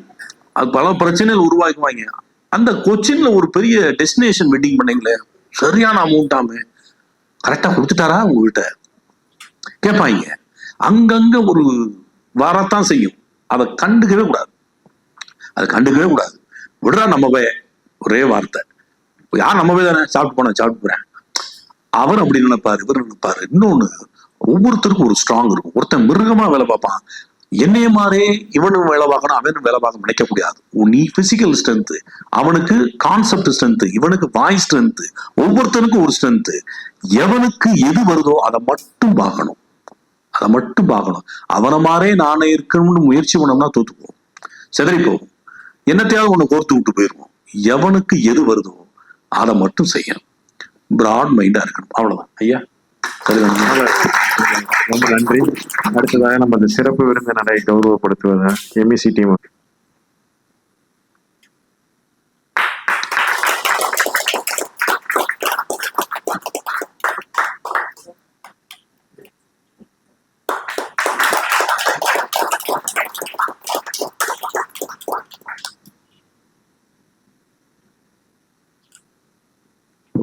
ஜஸாக்கல்லா. இறுதியாக நன்றி.